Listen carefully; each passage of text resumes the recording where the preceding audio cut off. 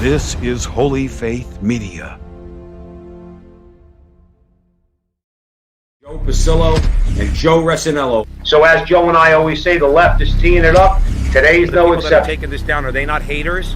I think they might be listening to the Frontline with Joe and Joe. Should be. And once more, dear friends, we are going way into the breach.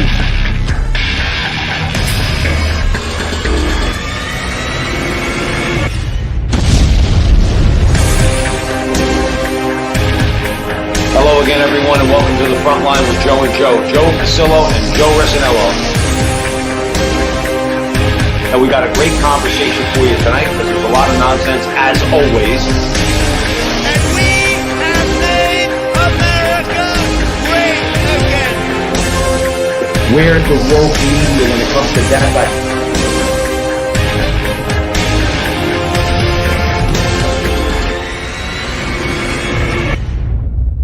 Our conversation is your conversation, and that conversation is going on everywhere.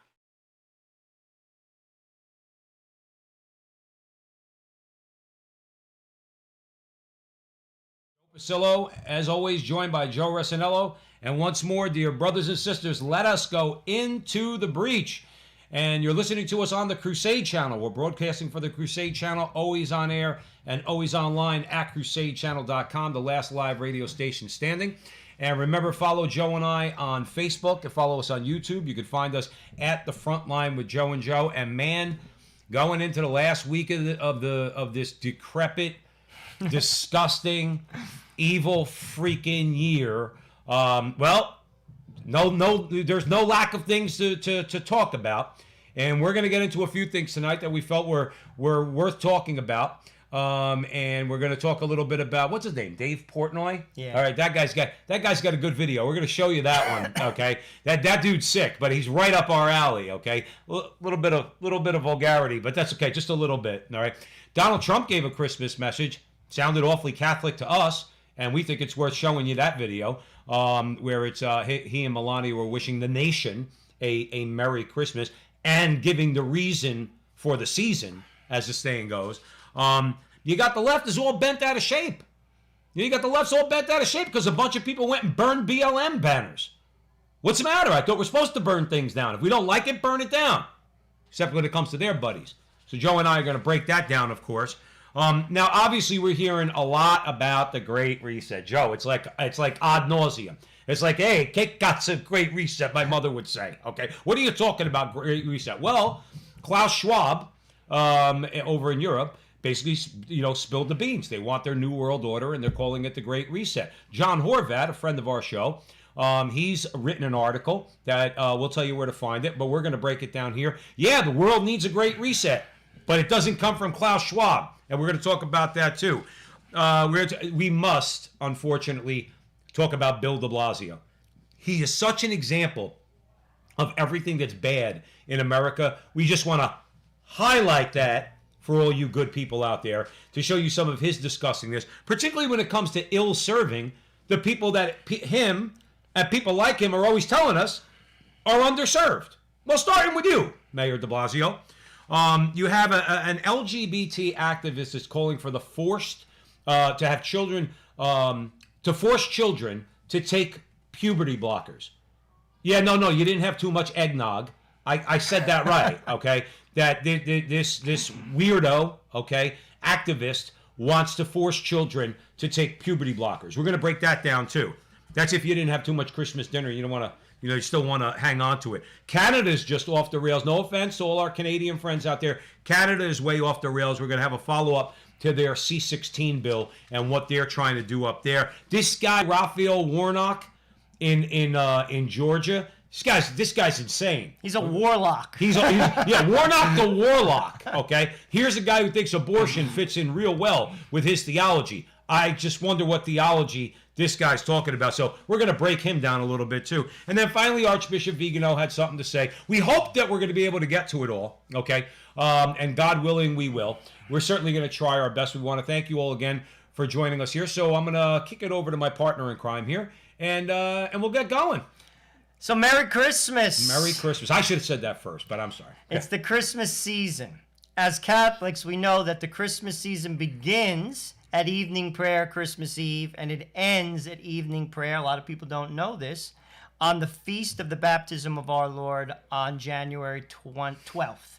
So we fast before Christmas, and then the party begins until January 12th. So Merry Christmas. You could say Merry Christmas till January 12th. So remember that. You know how many times I heard, I was actually in kind of a good mood. Okay, some things happened over this past week personally that put me in a little bit of a better mood. So I ordinarily say Merry Christmas, on Christmas Eve, Merry Christmas, the mailman, right. You'd be surprised how many people walking through the mall. You're trying to be nice. You open the door. Oh, here you go. Oh, thank you. And I'd say Merry Christmas. Yeah, Happy Holidays. It's like, come on, man. All right. I'm not trying to slap you in the face. I'm saying what people have said for 2,000 years. Merry Christmas. Go ahead, Joe. Well, before we get into our commentary, Donald Trump and the First Lady had a very, very bold Christmas message. We want to play it for you, and then we're going to have a little discussion. I think it's a very interesting address because I have not personally heard a president overtly speak about Christ to the degree that President Trump and his wife did. So let's play it. Our producer Jonathan's going to play it, and then we're going to have a little commentary.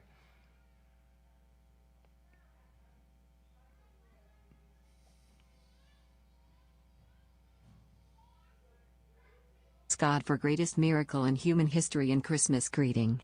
By Charlie Spiring on December 24, 2020. President Donald Trump and First Lady Melania Trump extended Christmas greetings to Americans in a video shared on social media. The President and I would like to wish every American a very Merry Christmas, Melania Trump said in the address. President Trump recalled the reason for celebrating Christmas.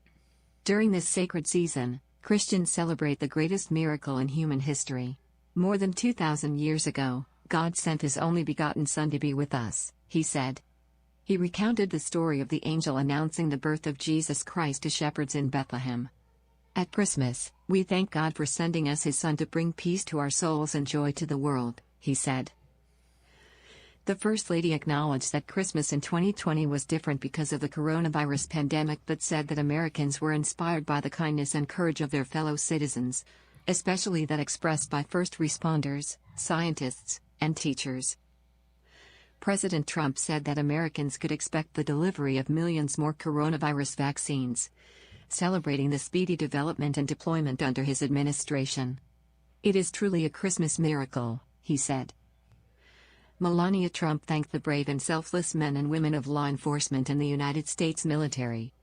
In this holy season we thank God for His infinite love and we pray that the light of His glory will forever shine on this magnificent land, President Trump concluded.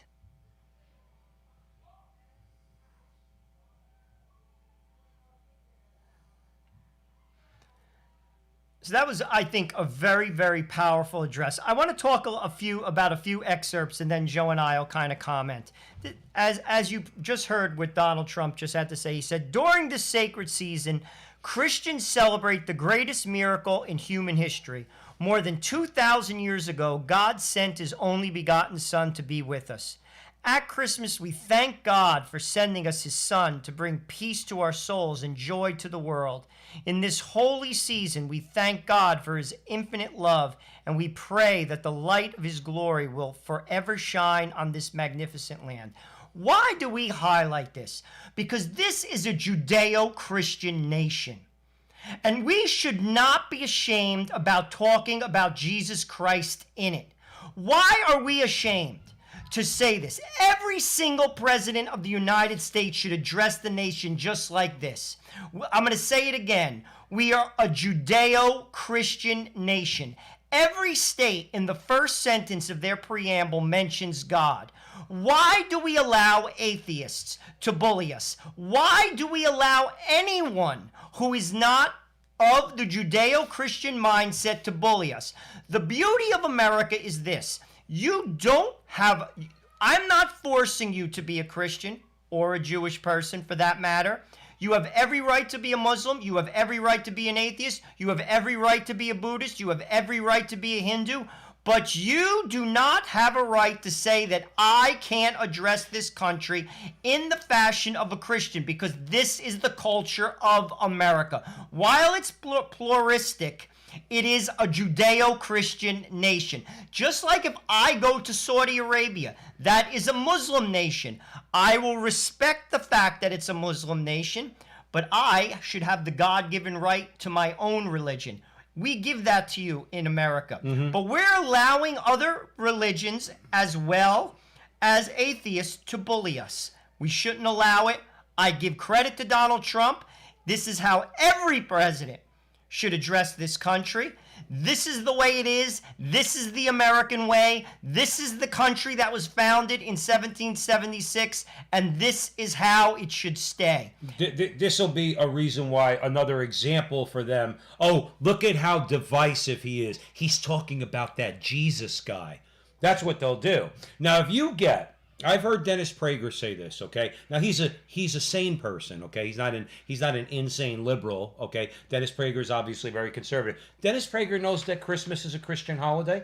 He knows that. He knows it's a Christian feast. Now, where I disagree with him, he says, but as an American Jew, he could celebrate Christmas because Christmas has become an American holiday. I respectfully disagree with that, okay? Christmas, and Christ is the reason for Christmas, not some American version of Christmas where we all hold hands. We could do that on 4th of July, okay? We do what we do on Christmas to celebrate the incarnation, God becoming man, the Word becoming flesh, okay? But Dennis Prager, I'm using him as an example. He's a tolerant guy.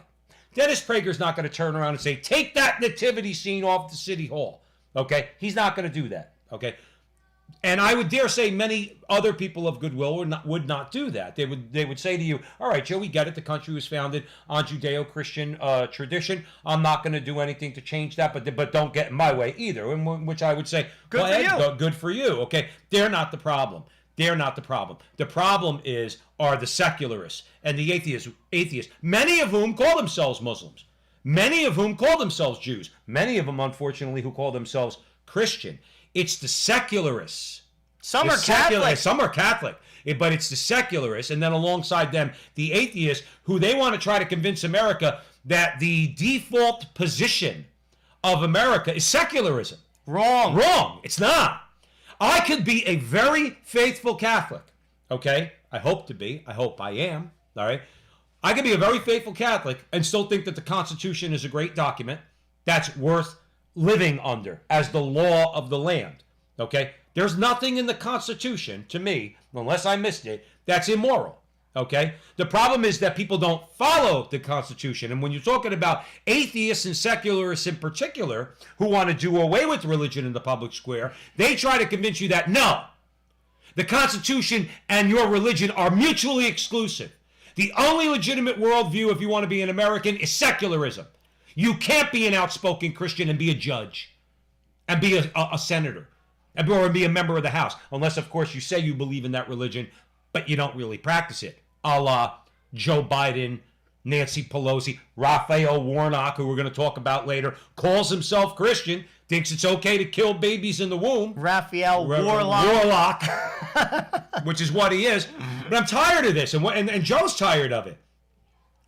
They have been bullying us, people like Mikey Weinstein and people like him, the atheists and the secularists and the Freedom from Religion Foundation and all these groups. We're here to tell you, you better hope to God, whatever God or non-God you bend your knee to, okay? But you better pray we never gain power, okay? Or Joe and I never gain some influence. All right, we're trying to push back as best we could, but we're really going to push back once people start waking up in this country that you're the enemy.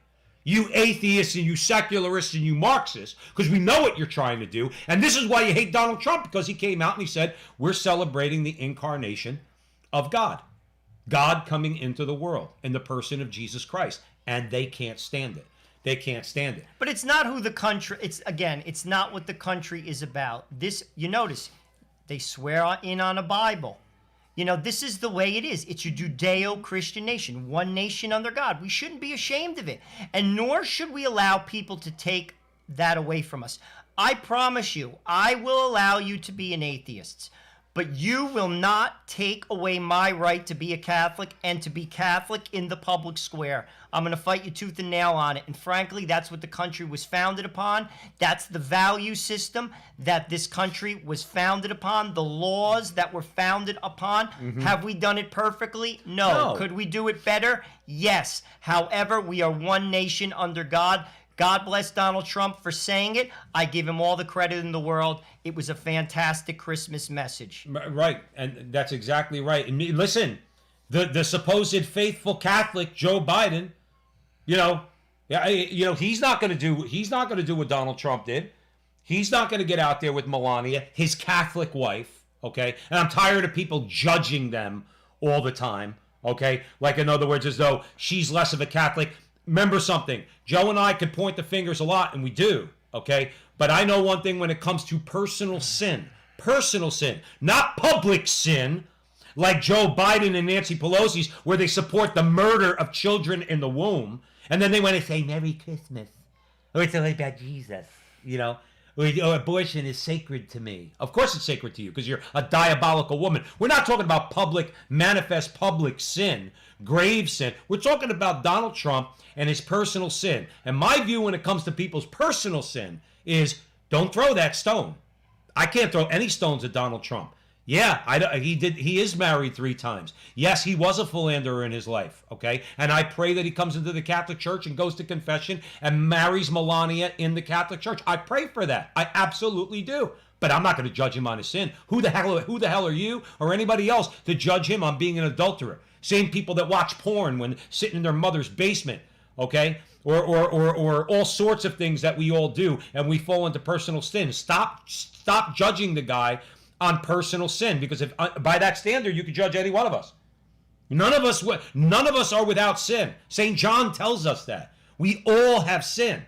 But I'm tired of them equating Donald Trump's, let's say, personal sin with the scandal that goes on amongst leftist Catholics like Biden and Pelosi and Cuomo, especially for their support of baby slaughter. Do me a favor. Give me a break. So you're listening to the Frontline with Joe and Joe. Joe Pasillo, Joe Resinello. We're on the Crusade Channel, always on air, always online at crusadechannel.com, the last live radio station standing.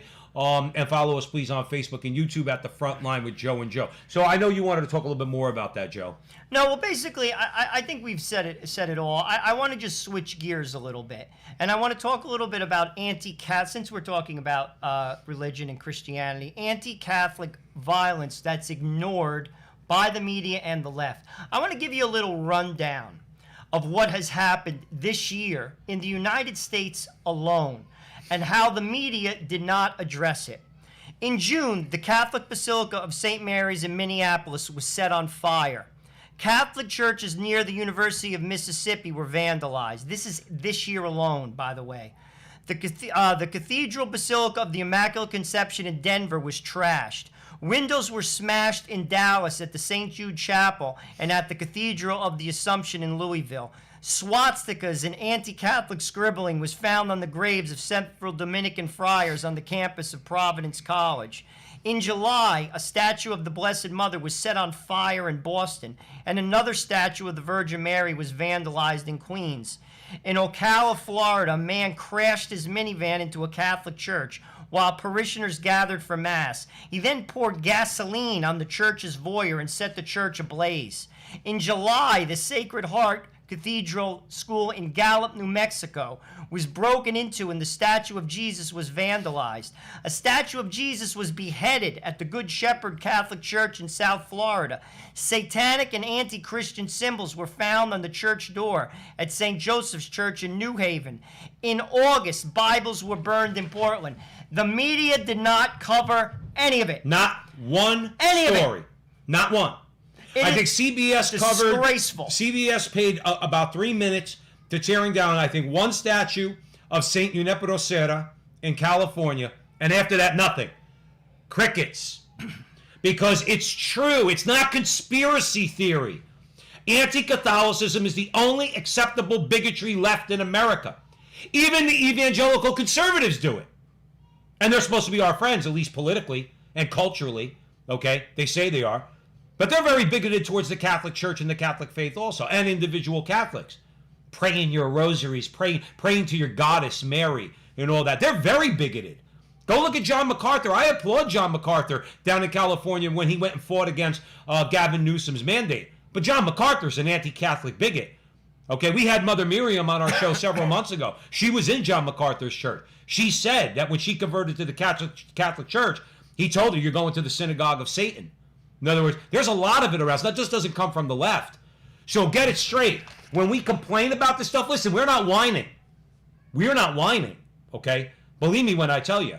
But it's a legit beef to tell the media, why don't you cover any of this stuff? Why is it that every outrage is only outrage against people you want to be outraged about? But when I see stuff like this, a foyer in a church burned while people were in it because a guy rammed his car into the foyer. You don't think that act of violence should be on CBS News? They covered that kid Dylan Root when he shot those black Christians down in South Carolina. And they should have covered that story. But why wouldn't you cover this? People could have died. And it doesn't matter whether people didn't die. They should have covered it. They don't care. They don't care. They don't. They won't. And this is, when are people going to realize that? They don't care. They hate you. They hate you, and I'm going to tell you why. Because we do not believe in abortion, and we believe in traditional marriage. That is why they hate you, and that is why they don't cover this. Do you remember, and I'm going to walk you back a little bit, in 2016, Hillary Clinton, in an email to one of her campaign people, Podesta, talked about the dogmas of the Catholic Church? Completely got away with it. I'm going to walk you back a little bit more. Dianne Feinstein, with regard to Amy Coney Barrett, saying the dogma lives loud in you, right, and she gets away with it. How can you possibly get away with that? And not only did she, by the way, I'm going to let you go, Joe, but just come back to Feinstein for 1 second. Not only was she allowed to get away with it, when she didn't do it to Amy Coney Barrett, okay, for the Supreme Court hearing, when they held those hearings, okay, the left forced Dianne Feinstein to step down. You see, with the media and the leftists, no, don't worry, they'll tell you flat out, go after that Catholic bitch. That's what they'll tell her. Go after her. Okay, don't worry, we won't report it. But if you don't go after her, we'll remove you from your position of power. And that's what they did to her. Pardon my language, everybody. I'm sorry. But that's what they said. Don't think they don't call Amy Coney Barrett a lot worse than what I just said. Okay, but you see how it works? Dianne Feinstein goes after her. Okay, nobody covers it. But then Dianne Feinstein doesn't go after her. And guess what? She's forced to step down as chairman, or as the ranking member on the Senate Judiciary Committee. And don't you think that these are, as Joe said, newsworthy items? Absolutely not. Now I want to juxtapose. This is why I brought this little litany. I wanted to bring some things to your attention, but this is why I brought this litany to your attention. Recently, as Joe said in the introduction, BLM banners were burned outside of African American churches in Washington, D.C. And on December 15th, the AP, the Associated Press, ran a big piece on the BLM banners. It claimed that black churches were vandalized. In essence, they were not vandalized. What was vandalized was the burning of the flags. Now, do I advocate that? No, that's not the way you handle things. I'm going to be honest. Sorry, Joe, that's where you and I differ. I would have burnt everyone else. But I agree. I know in my heart, I know it's not the right thing to do. That's not the way you, in my view. You don't handle things that way. You know, we've spoke out against BLM. Obviously, we're for Black Lives. I'm talking about the organization that, when you went on their website, they're not for traditional families. Right. They're not. That all got scrubbed, by the way. Yes, it did. That stuff got scrubbed from their website because everybody like us and many people out there said, well, wait a minute, why don't we go look at Black Lives Matter, Inc.? Because that's what Joe's talking about. And it also had communist roots. This is not being, I'm not making this up. Well, it's pure Marxist. The BLM is correct. Pure, so, again, is that the way you go about things? There's a better way to go about things. I will have a debate with you. We're going to talk ideas. However, that's covered. Burning of a flag and burning of a church. We went through the whole litany. Not a peep. That's where we're at in America. That's the press in America. They absolutely despise you if you are Catholic. And if you practice your Catholic faith in the public square, if you ask me, they're coming at you. That's the way it is. That's reality. Right. Well, and Mr. Catholic himself, Joe Biden, is going to make sure that that persecution begins under him. That's if he lasts long enough to do anything like that. Because my view is that, first of all, that vaccine he got, all right, that was saline solution. You hit that guy with a vaccine that hasn't really been tried yet, okay, he'll drop dead. That was saline solution. That was a bunch of propaganda that, oh, look, Joe Biden, he got the vaccine. Joe Biden's not going to last. We've said that now for a very long time on this show at the Frontline with Joe and Joe, Joe Pasillo and Joe Resinello on the Crusade Channel, always on air and always online at crusadechannel.com. We've said it for a long time. We'll be surprised if he lasts, 6 months? I would be shocked. And then we get Kamala, okay, who's going to be a puppet. She's a puppet of the oligarch. She's going to run nothing. She'll get out there and say, I'm president and I'm black and I'm a woman. She's going to be president of nothing. You know who's going to make sure that she's president of nothing? Barack Obama, Tom Perez, George Soros, all the oligarchs, okay? They're all going to make, that woman's not running anything. She will take orders and she will be told by them, woman, you will take orders from us. We are in charge. So Biden's not even going to last, okay? And I mean, that's the bottom line. You know what? We're going to be coming up on a break. So stick with us. It's going to be a very short break. You're at the front line with Joe and Joe. Joe Pasillo, Joe Resinello. We're on the Crusade Channel, always on air and always online at crusadechannel.com. The last live radio station standing. You can follow us on Facebook and YouTube. Please like, subscribe, share our videos and our interviews that are up there. And like I said, we're going to take a very short break. Stick around because when we come back, we're going to talk about the Barstool guy. Barstool guy's awesome. He is. Wait till you see this video. You'll love him. So stick around.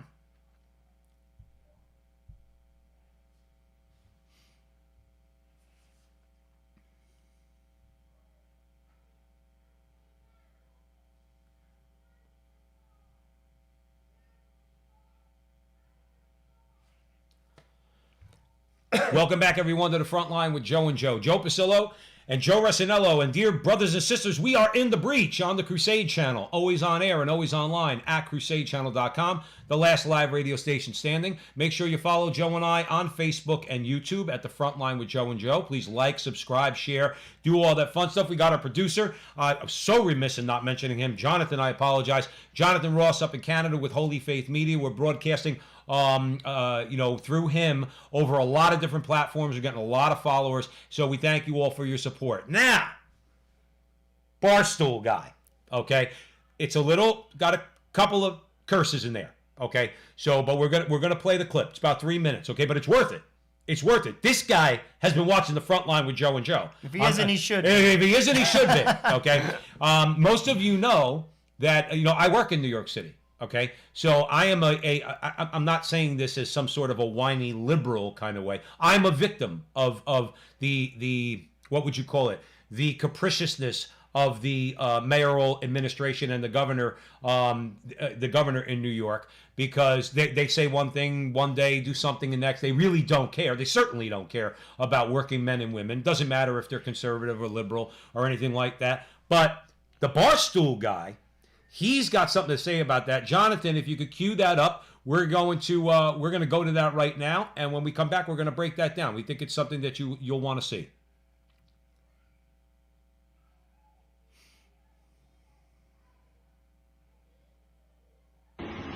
Okay, I gotta do this rant. I've done it a bunch. I can't believe it. I have to do it again. But New York City just closed indoor dining. My hair is fucking big. New York City just closed indoor dining. What do they think is going to happen? What do they think is going to happen to the thousands of restaurants, the bar? They're done. The bar and restaurant industry and small business have been squeezed and squeezed and squeezed. And they've tried everything. They've been as creative as possible. You get the outdoor dining, these structures, they've had to build on their own dime. You have the glass in between the masks. You've had the 6 feet of separation, fewer tables. They've been as creative as you can be to save their livelihoods, to save what they've spent decades of blood, sweat, and tears building. They've done whatever. They've scratched and clawed. And now a few politicians in New York City's like, you're done. We're shutting it down. No indoor dining. How do you expect these people to survive? What are people going to go out to dinner now in ice cold temperatures? It's insanity. And this isn't about corona or how dangerous and the hospital isn't rising. It's not. Listen, the vaccine is right around the corner. If you're health impaired, you're afraid of it, you're old, don't go out. Stay inside for 3 months. The vaccine is coming. But let people decide.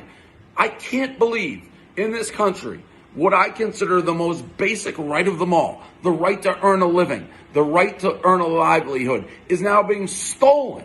It is being stolen by a few politicians who believe they are smarter than me and you. They believe they have the right to tell me and you how to live our lives. Something you could never imagine.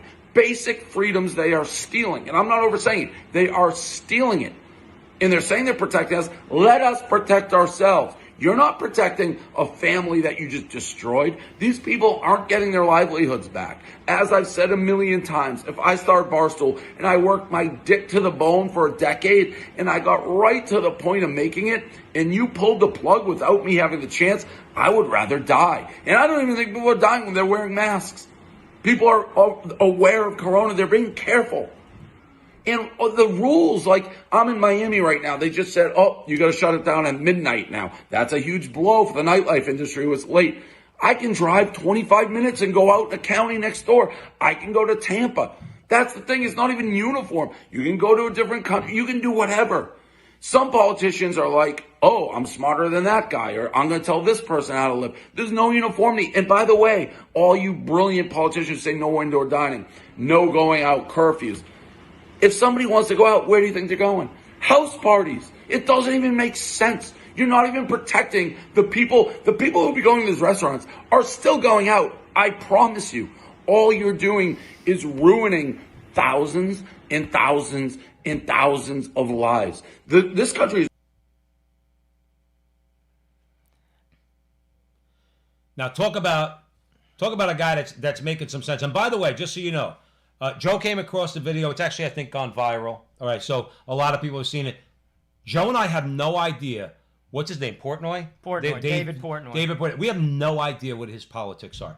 We have no idea if he's a Trump supporter or a Biden supporter. We don't know if he's Catholic or Jewish. We don't know if he's an atheist. We don't know anything. One thing we know about that dude, okay, is that in this current situation with this COVID, especially given de Blasio and all the things that he's doing, this guy gets it. And Joe wants to break that down. Well, basically, just to throw, he's talking about restaurants, obviously. Just to throw a little fun fact at you. Contract tracing data shows that restaurants are not the primary source of transmission of the virus. Identifying the establishments, this is actually basically the fifth main source of new infections. It falls behind private gatherings. This is basically data. So, like, all of this, like concern, quote unquote, of restaurants, I don't understand. And what I don't like about it is this. The government is picking and choosing winners and losers. Right. Why does a small business like a restaurant, who, by the way, is bending over backwards to comply with the regulations, putting plastic up, social distancing, cutting down their attendance to 25%, doing all this. Why are they getting destroyed when the data shows that this is behind social gatherings in terms of the infection rate? I actually saw something like 1.4% of all of the COVID cases come from restaurants. How many? 1.4%. Of the cases. Cases. Right. So why are they being penalized? Why isn't Lowe's being penalized? Why isn't Home Depot being penalized? Why isn't Walmart being penalized? Why are people getting rich while others are getting destroyed? They're getting destroyed.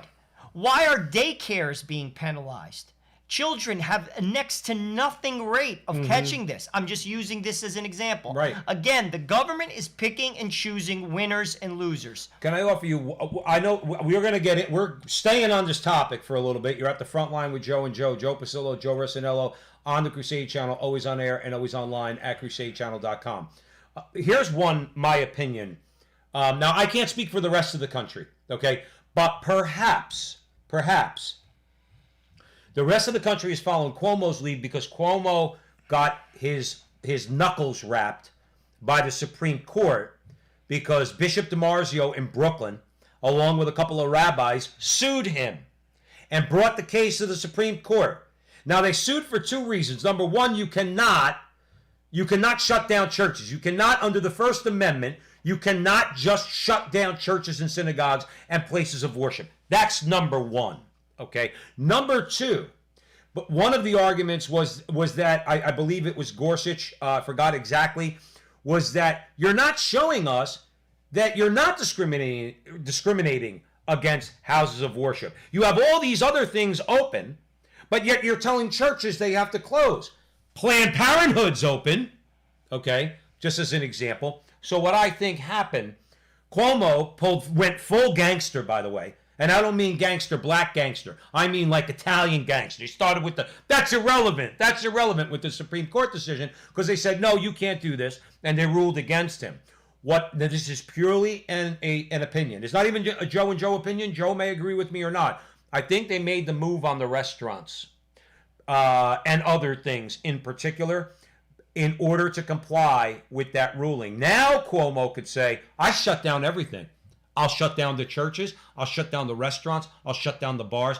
I'll shut down everything. And guess what? The Supreme Court won't be able to say I'm discriminating. And other governors, because somebody mentioned about Michigan, I think did the same thing. We're going to talk a little bit about that too. It's very possible that they're shutting down everything because they're not allowed to only pick the winners and losers. The main loser for them being churches and synagogues. They got to shut them down because these are anti-religious people. They're a bunch of Satanists, secularists, atheists, you name it, okay? Particularly nipple ring Cuomo, okay? My wife pointed out, by the way, he there's a shot of him with the nipple rings on, with a shirt on, but you can see clearly he's a weirdo. So on top of being a disgraziad, which is what he is, he's also a weirdo.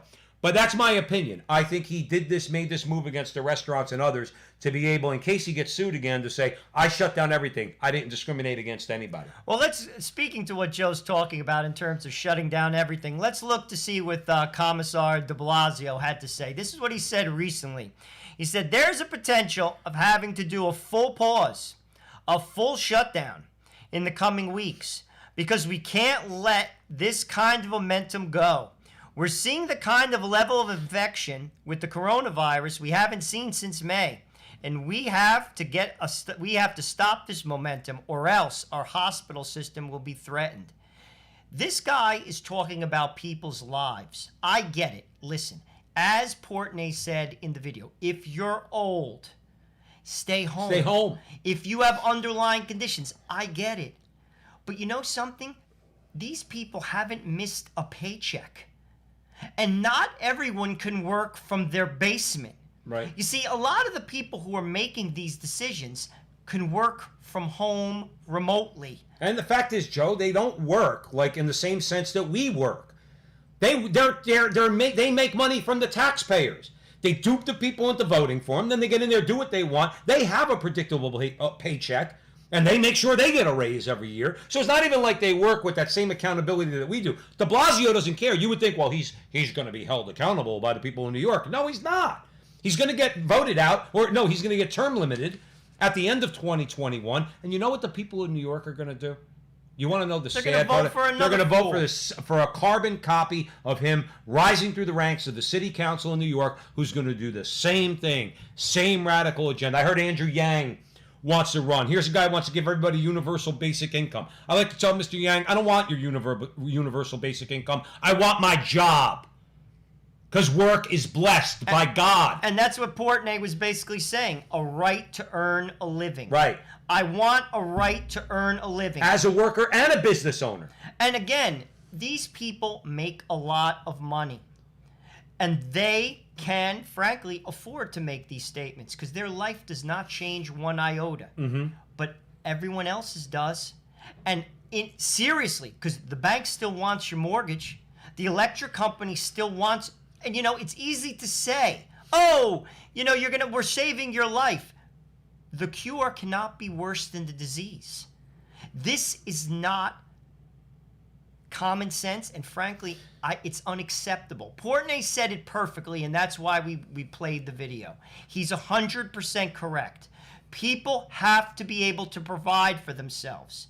You cannot take away people's livelihoods. You can't. You might as well, as he said, you might as well kill them.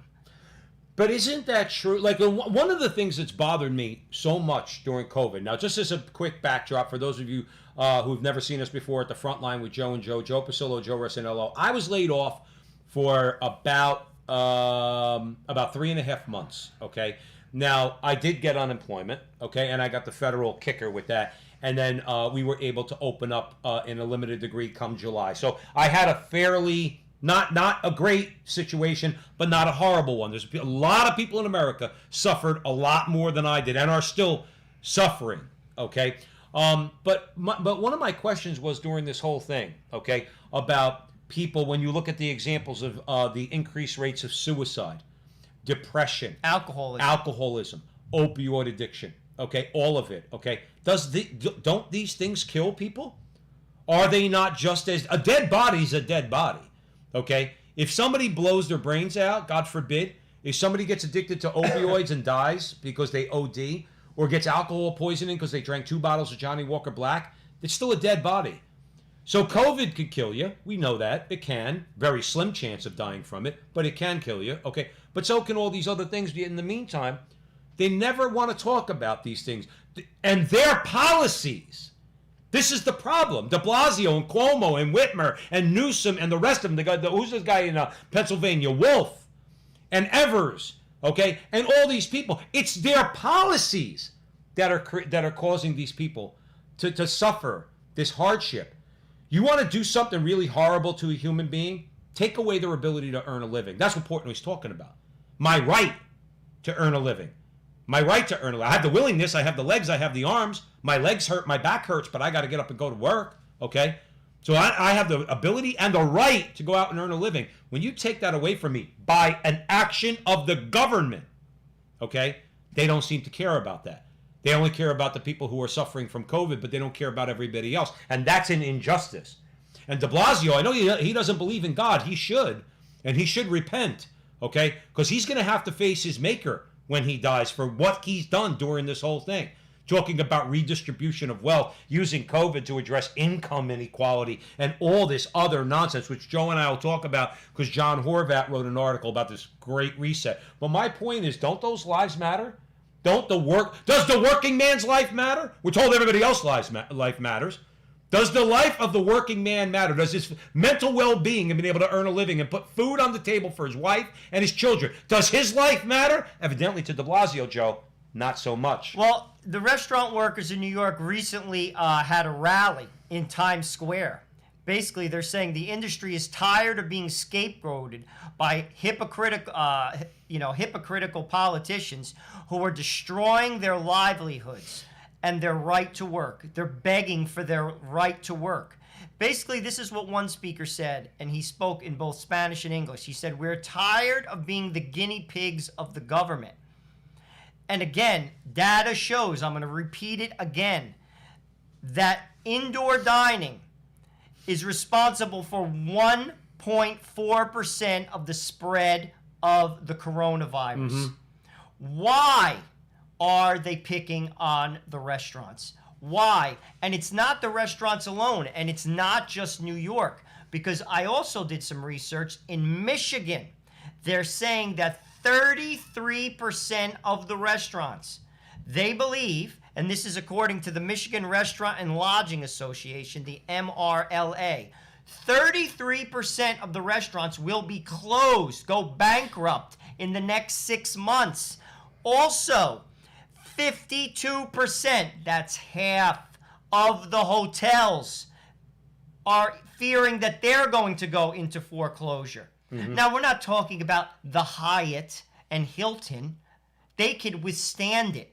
Again, the bigs win. It's the little guy that gets crushed. And that's by design. You're picking and choosing the winners and the losers. Right. This is what the president of the MRL, again, this is the Michigan Restaurant and Lodging Association. His name is Justin Winslow. This is what he had to say about it. He said, it is fundamentally clear that the pandemic is decimating the hospitality industry in this state to a degree never seen or even imagined. Winslow is urging leaders in Michigan's state capital and in Washington, D.C. to pass a stimulus so that the hospitality industry can stay afloat. And this is for the record. In Michigan, restaurants were forced to halt indoor dining since mid-November. And it's expected that restaurants will remain closed in the near future, even as other industries are starting to reopen. Do they count? No. Do these people count? Obviously not. Right. Obviously not. They're getting crushed. They don't care. Period. Let's break this down. All right, we got around. We got a little bit of time. Let's stay on this topic for a minute, okay? What is it? John Horvat wrote an article about the real Great Reset. We're going to talk about that after the break, okay? And the real reset that needs to occur, not just in America, but worldwide, okay? Not this Marxist reset that they're pushing. Why do you think... No, Joe always mentions Lowe's, Home Depot, okay? The big box stores, Walmart. Of course, buy everything online. Get it on Amazon. You could get it 10% cheaper, okay? Told you my wife and I are trying to wean ourselves off of Amazon, okay? My point is this. In this Great Reset, does it strike you? Don't forget something. The Marxists have infiltrated business. Used to be back when we were kids, business was bad because business owners and Wall Street types and people like that were all considered evil conservative people, free marketeers. That's not... Bezos is a liberal, a leftist. Zuckerberg's a liberal and a leftist, okay? Dorsey, the mutant, as you like to call him, he's a liberal and a leftist, okay? They're all on the left, the people that run Salesforce and all these companies, okay?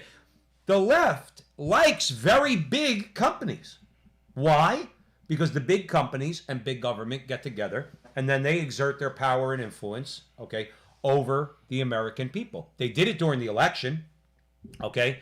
They did it during the election. We don't have to get into that. We don't want to get banned on Facebook, and we're not necessarily, or YouTube, we're not necessarily talking about the election, okay? But they played all their leftist games, okay?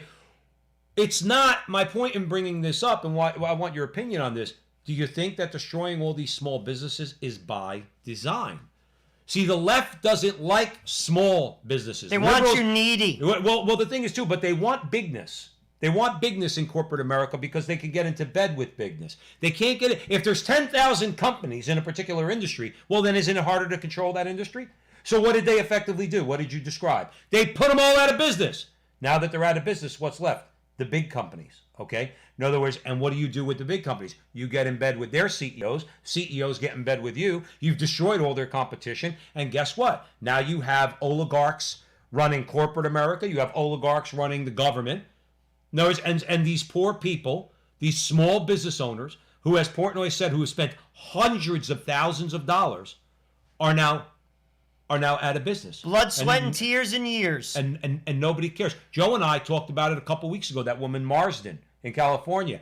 If you think we're conspiracy nuts, remember that video of that woman who spent money, good money, adapting herself to the rules of Los Angeles by opening an outdoor tent, putting up an outdoor tent in her ale house. She owns an ale house, okay? 7 feet apart, socially distanced, beautiful. She spent, I think, $100,000 because all that she could do was outdoor dining. Garcetti shut her down. She was crying. And it wasn't necessarily because she got shut down, but here's my point, and I want your opinion on this, Joe, okay? What they did was she pointed 50 feet away to the NBC tent where the actors and the crew all eat their breakfast, lunch, and dinner, and they're allowed to do that, and that was open. But 50 feet away, her outdoor dining was shut down. Now, again, I'm going to ask, does that not strike you that they're picking and choosing the winners? That woman's a loser, and NBC's a winner. Is that shocking to you? It isn't, because, again, these are the influence peddlers. Obviously, the entertainment industry is an influence peddler. The abortion industry. Why is Planned Parenthood open? Why is Planned Parenthood open and let's just say a daycare is shut down? Why? Why? One place takes care of babies, the other one kills babies. The one that kills babies is open. So I'm just saying, like, again, I know why. Because Planned Parenthood is in bed with the powers that be. Mm-hmm. And they call the shots. They're destroying the middle class. And they're doing it to control people. They're destroying people. And again, they're not missing a paycheck. None of them missed a single in fact, some of them are getting rich. Look at the Amazon stock since this coronavirus hit. He's gotten rich. He's making money left hand over fist. The Dow's over 30,000. The Dow is over 30,000. And that's not Donald Trump. They're picking the winners and the losers. Right. Look at Facebook stock. Look at all of the box store stock. Mm-hmm. And then talk about the small business owner. Crushed. Right. And it's by design. Because small business owners tend to complain. You know what I mean? You tax a rich guy. Now again, rich people don't want to pay more taxes. But if you tax them a couple of percent and then you give them some backdoor loopholes and things like that, they'll get in bed with you. You do something to a small business person, what power do they have? They don't have any power. And they could sweat listen, you talk about 50% of the hotels that are potentially going to go under bankrupt, basically have to declare bankruptcy in Michigan. Hilton can sweat 3-4 years of bad years. They're not going anywhere. Right. Do you think Marriott's closing down? Mm-hmm. But say you own 2-3 hotels in Michigan, boutique hotels, you're done. You're done. And you're not getting any money. You're not getting any bailout. You're not getting any what was it? PPP. What was it? What was the small business assistance and all? You're getting none of it. You're out of business. That's the message from the oligarchs. You have a small business, you're out of business. So you're listening to The Frontline with Joe and Joe. We're going to take a short break. We are on the Crusade channel, always on air and always online at crusadechannel.com, the last live radio station standing. Please follow Joe and I on Facebook and YouTube at The Frontline with Joe and Joe. Like, subscribe, share, do all that fun stuff. Please follow also Holy Faith Media. Our buddy Jonathan Ross, who produces our show up in Canada, he's got a great channel at Holy Faith Media. So it's not just Frontline with Joe and Joe, but a lot of other great content. So stick around because we're going to talk about a great reset, but it ain't the great reset that the left is talking about. So stick around. We'll see you in a little bit.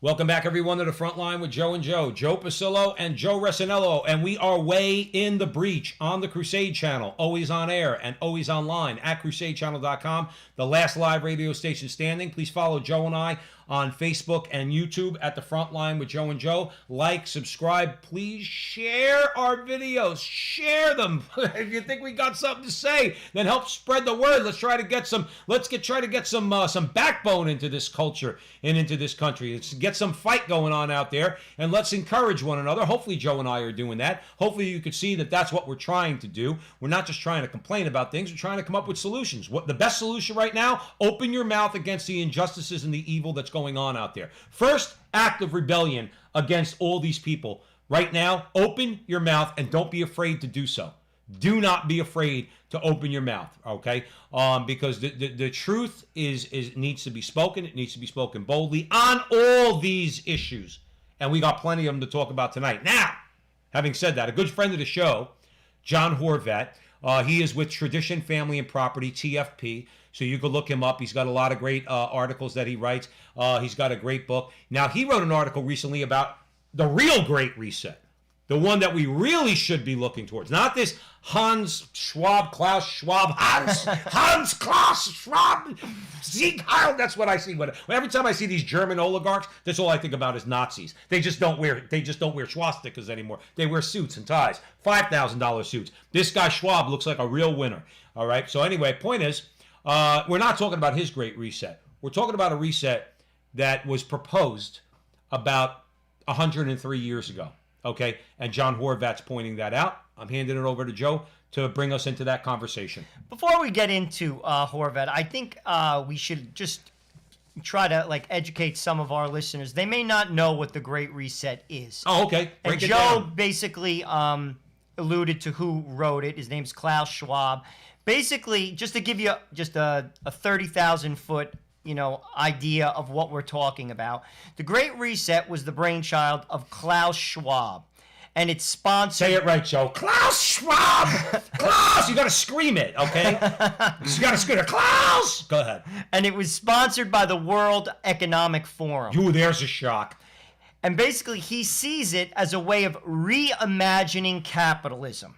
That's his words. Reimagining capitalism. See, now we, not just us, but we, all you out there, all you listening right now on the Crusade Channel, always on air, always online, at crusadechannel.com and other places, we know that that means Marxism. Okay, we know that. We need to emphasize to others that's what reimagining capitalism is. Go ahead, Joe. So they want to make capitalism greener. Of course. More equitable wealth creation system. It stresses the idea that we are stakeholders. It's called stakeholder capitalism that considers the interests of all society rather than the shareholder version that concentrates on the profits of the investors. It calls for the world to act jointly, these are his words, and swiftly to revamp all aspects of our society and economies, from education to social contracts and working conditions. Now, here's the overarching message that's not said, but this is the message.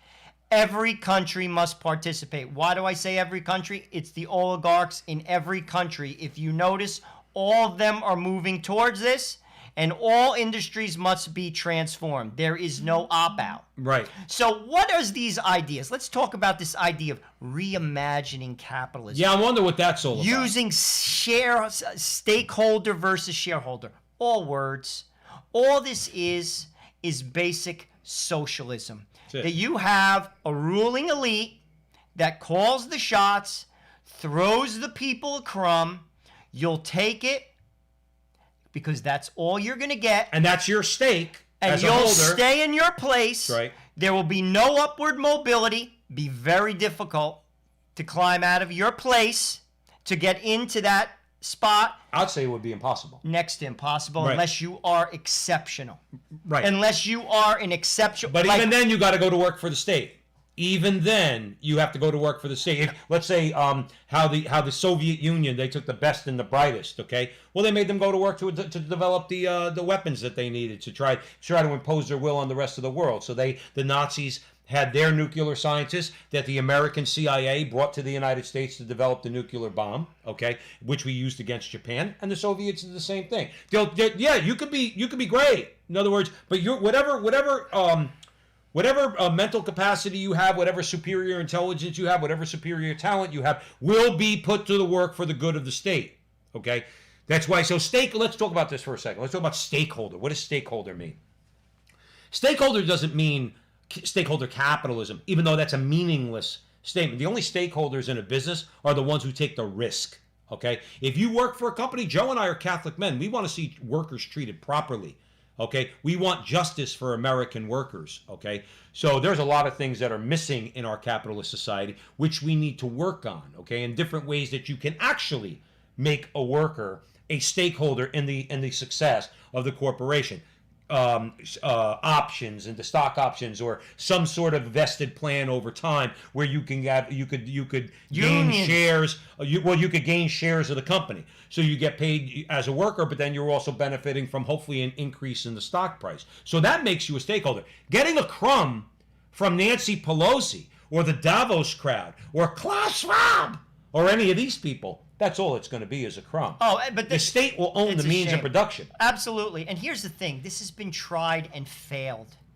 These people are not students of history, and those who are buying it aren't students of history. And here's another thing which I want to say. We were just having dinner before we basically came on air tonight, my family and Joe's family.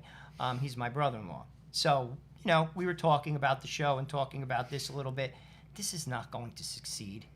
You may have your hour, but God will have his day. You're not going to succeed. You may succeed for a while. It's been tried. This has been tried, and it has failed, and it will fail again. Yet people just go along. It's actually sad. Mm-hmm. It is sad. It is. But this is the direction that the world is going in. It is going to crush the average man. Just so you know, we're going to sweat through it. It will fail. Yep. And then the Catholic Church, as it did in the Middle Ages, as it has done time and time again, as it did after the fall of Rome, will rebuild the society. right? It'll be a smaller Catholic Church, but it'll be a stronger Catholic Church. Now, what is John Horvath? How does that tie into what John Horvath is talking about? So again, we're talking about, on the one hand, we started this conversation talking about the lie of this Great Reset. There is no Great Reset. It is Marxist revolution. That's what Klaus Schwab is proposing. The only difference is the communists are not looking like they did, let's say, in 1917 in Russia or in the 1940s in China. Okay, they're not wearing, their gray uniforms with their caps. They're wearing $5,000 suits and $300 ties. Trust and me, you won't be wearing suits. one. You won't be wearing one when they talk about stakeholder capitalism. No. Somebody mentioned they were talking about you're going to be a slave. That's right. Because when you tell me from each according to his ability and to each according to his need, I'm just going to act like the guy who's in need. What do you mean? You're going to make me work harder so you're going to give that guy next to me who's a slack ass, you're going to give him as much as you're giving me, or you're going to give me, who doesn't work as hard as the next guy, you're going to give me the same amount of reward as you give that guy? It doesn't work. That's why it goes against human nature. Because when you work, even God says, you will eat your bread through the sweat of your brow, but the bread belongs to you. Because you worked for it. A couple points. I can remember during the big tech boom, this was at the turn of the 21st century, tech stocks were hitting, incredible highs on the market. A good friend of mine got a job in San Francisco working in internet advertising, and I remember being at a party out there, and I was talking to this guy who was from Sweden. And everyone always points to Sweden, these people. They love it. They think it's like paradise. And I remember talking to this guy, and he basically said he moved to San Francisco because he was like an IT guy, and that's where you're going to make money. Mm-hmm. And he basically said there was a point in Sweden, if you made a certain amount of money, I'm just going to use a round number, say $100,000, okay? If you made any more than $100,000, you're still going to make as much as the guy that makes, say, $85,000 by the tax structure. So he's basically saying there's no incentive to work harder than that. If you're the average guy, this is not the guy that's running the company. This is the worker. So where did he go? Mm-hmm. He went to San Francisco. Why? Because he wanted to make money. Now, with regard to capitalism can be violent. Unfettered capitalism is not a successful business model for a nation. Pope John Paul II said that very clearly when Poland, communism fell. He said, beware of capitalism. And he's right. However, what he did say that works is capitalism with moral boundaries. That's why God has to be in a society. That's why you have to form people properly. Mm-hmm. That means young people in schools. That means having sound families. What does that mean? And the Jesuits, when they started their schools, and they're still good Jesuits, there is a lot of bad stuff going on, sadly, in that order. There are still good Jesuits. And the model of the Jesuit order, when it was founded, was this: I will influence the influencers. What does that mean? I will set up schools. They will be rigorous. And I will influence the kids that go to those schools. And then when they go out into the world and they influence others, they will bring with them virtue. And you will establish a system that is capitalism with moral boundaries. That is the winning ticket. Of course it is. That is the winning ticket. And conservatives need to get that through their head. Because Joe and I have said on this show, we've been doing this 2 years, okay, at the Frontline with Joe and Joe Pasillo and Joe Resinello on the Crusade Channel, always on air and always online at crusadechannel.com, the last live radio station standing. Please follow Joe and I on Facebook and YouTube at the Frontline with Joe and like, subscribe, and share. Now, we've been saying this for 2 years. Conservatives are going to have as much of a problem with what we're saying as the left will. Why? Because conservatives, not all, but many, they bow at the altar of the free market. The free market is not God. The free market is good. It is a good, okay? And it is certainly useful. It has certainly been the engine by which most people, okay, in human history have been raised out of poverty. But it is not a God to be worshipped. And it is not infallible. And that's what we got to get through their head. We've described it on our show this way.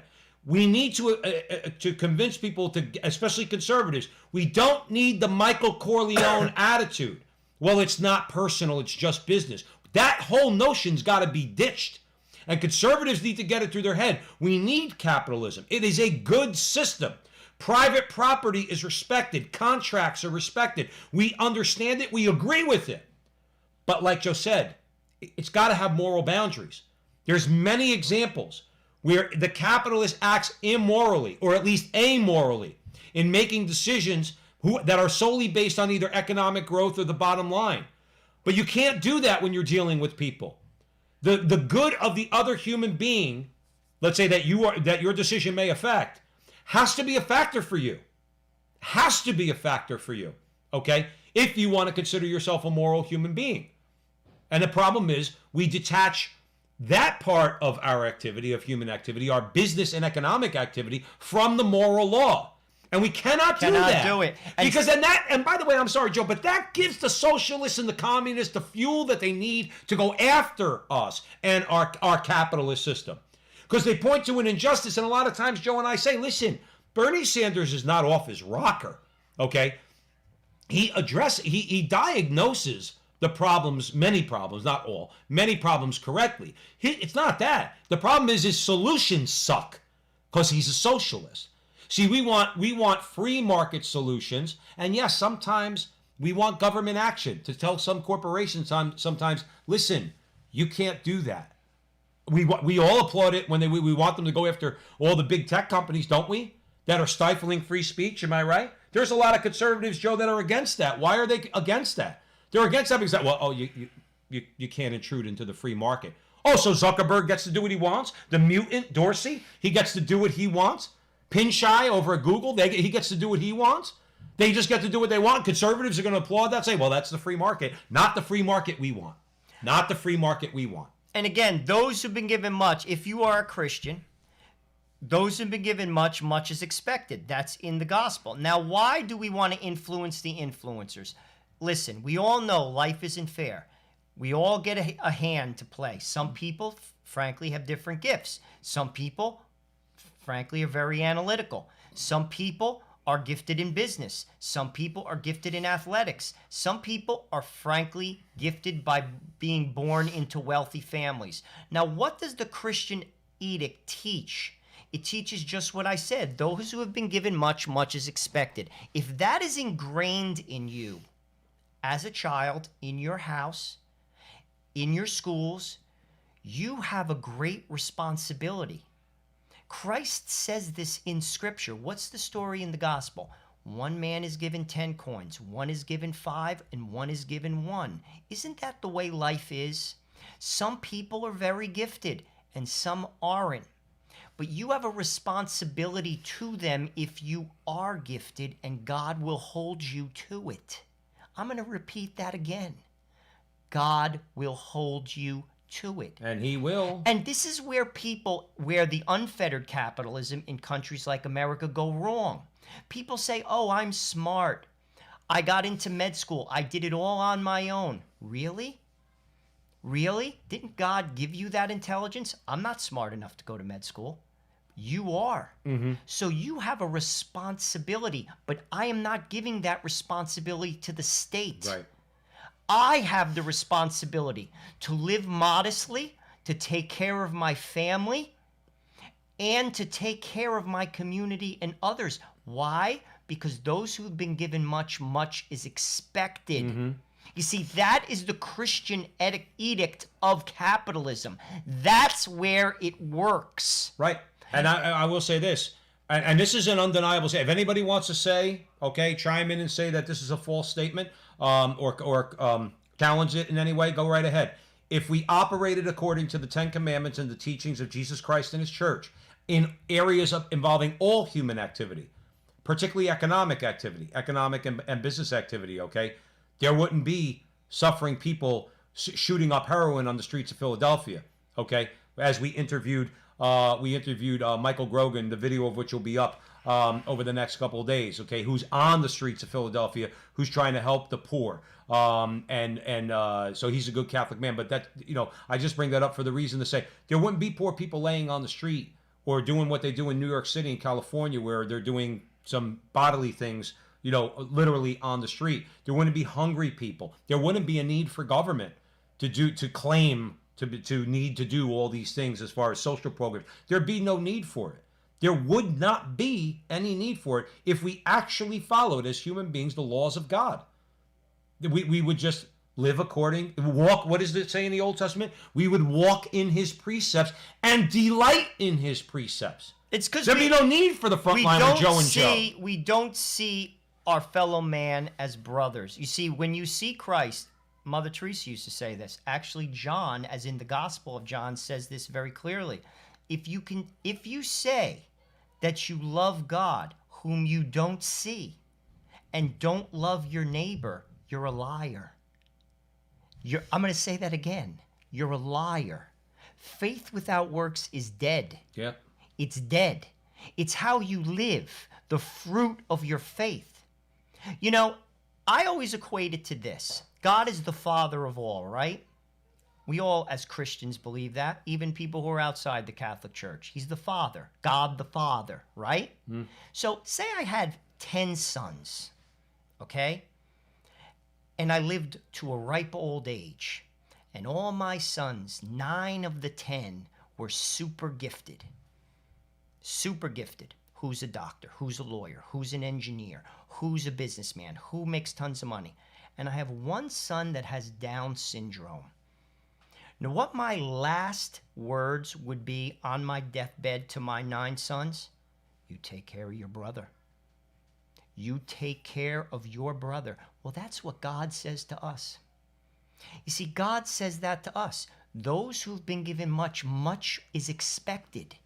I got news for you. That's how we're going to be judged. I've said this to myself. I've been very blessed in my life. I've traveled the whole entire world. My father, who just passed away last week, was a barber. I was educated. I have an MBA. I've had great jobs. I have had a good life. And I can remember being in Vietnam. And I remember, I've seen this also in India. I've seen people, barbers, working on a corner, on a box, cutting people's hair, poor as hell. And I said to myself, I'm the son of a barber, yet I went to private school, I lived in a home, we owned our home. Why did God put me in America and not put me here? Does God love me more than this person? Absolutely not. But God expects something from me. And he's going to want his money back, as the story goes in the gospel. The 10 coins, the 5 coins, and the 1 coin. What did you do, Joseph, with what I gave you? By the way, he's going to ask you the same question. Right. That's capitalism, where I get to work and reach my potential. And prosper. But I have a responsibility to my family and to others, and God will hold me to it.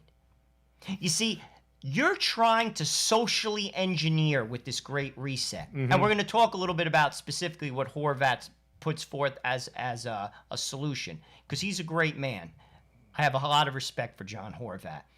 However, what I'm talking about is what these people like Klaus Schwab is trying to do, and these people who have taken over in this country, as well as have power all over the world. They're socially engineering the population. Mm-hmm. It's not going to work. No.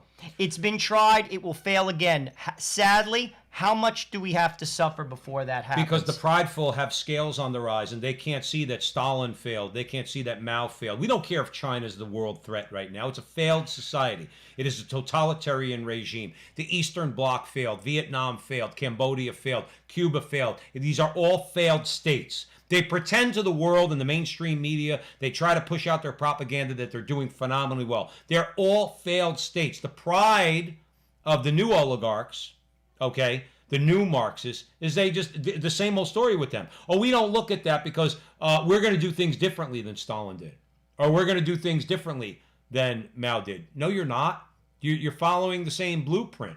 What the hell do you think is going to happen? I did want to make one point about what Joe said about to whom much is given. My bank book ain't fat. In fact, my bank book's very lean, and I don't mind saying that. Doesn't matter to me. I know this. God has given me a tremendous amount and continues to do so. What Joe is saying doesn't only matter when it comes to the amount of money you have in the bank. It also matters to what you have in here. God has given us tremendous, tremendous passion in here to proclaim the truth, to proclaim it boldly, to speak out against the evils out there. Many, many gifts going on here. Many, many gifts God is giving to you too.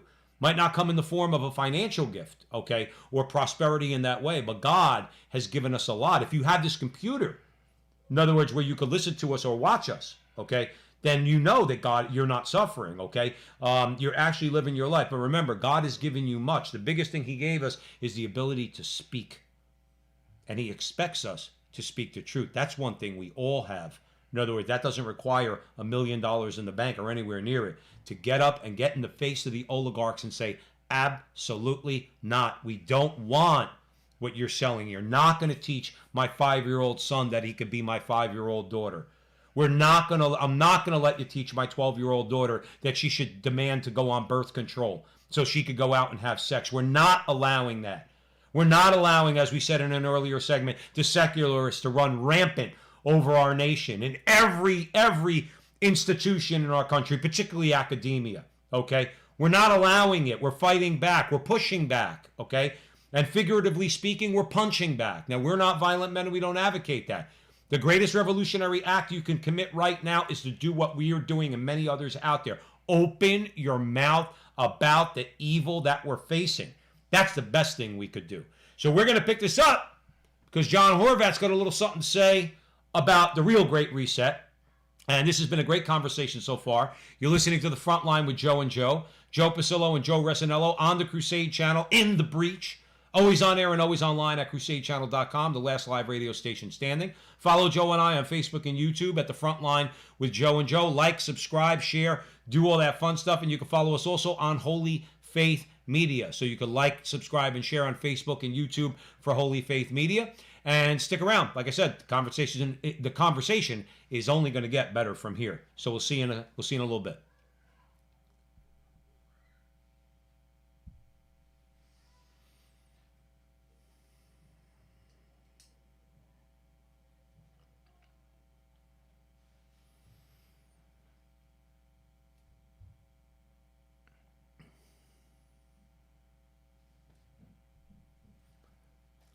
Welcome back, everyone, to The Frontline with Joe and Joe. Joe Pasillo and Joe Resinello, and we are way in the breach on the Crusade Channel. Always on air and always online at crusadechannel.com, the last live radio station standing. You can follow Joe and I on Facebook and YouTube at The Frontline with Joe and Joe. Please like, subscribe, share, do all that fun stuff. Now, John Horvat from Tradition, Family, and Property, he's offering a great reset, but the real Great Reset. Joe's going to tell us about it. So he basically says that there's a better reset option that will take our society towards a good. John wrote a great book called Return to Order. I highly recommend that you look into that book. He also, as Joe said, he's with TFP, Tradition, Family, and Property. Great organization to support. They do fantastic work.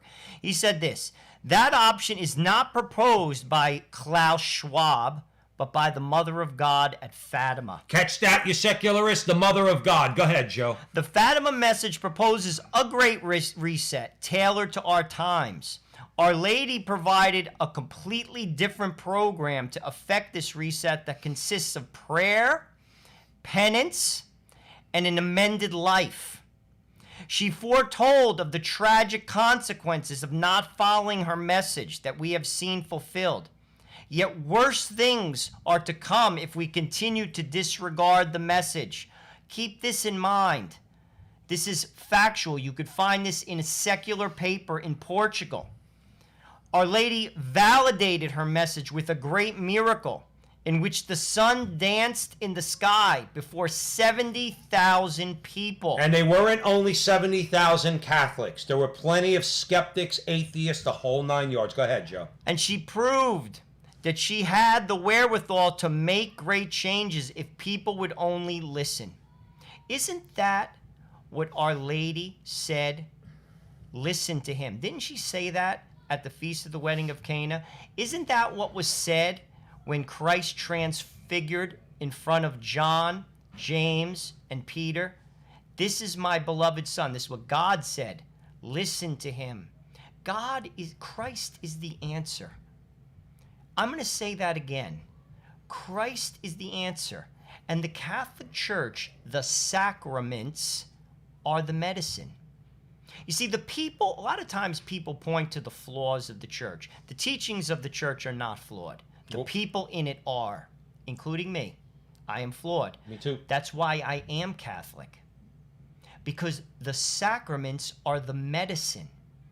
Christ came, he died, and he rose from the dead to save us. But then he left us his church and his sacraments and his mother to help us.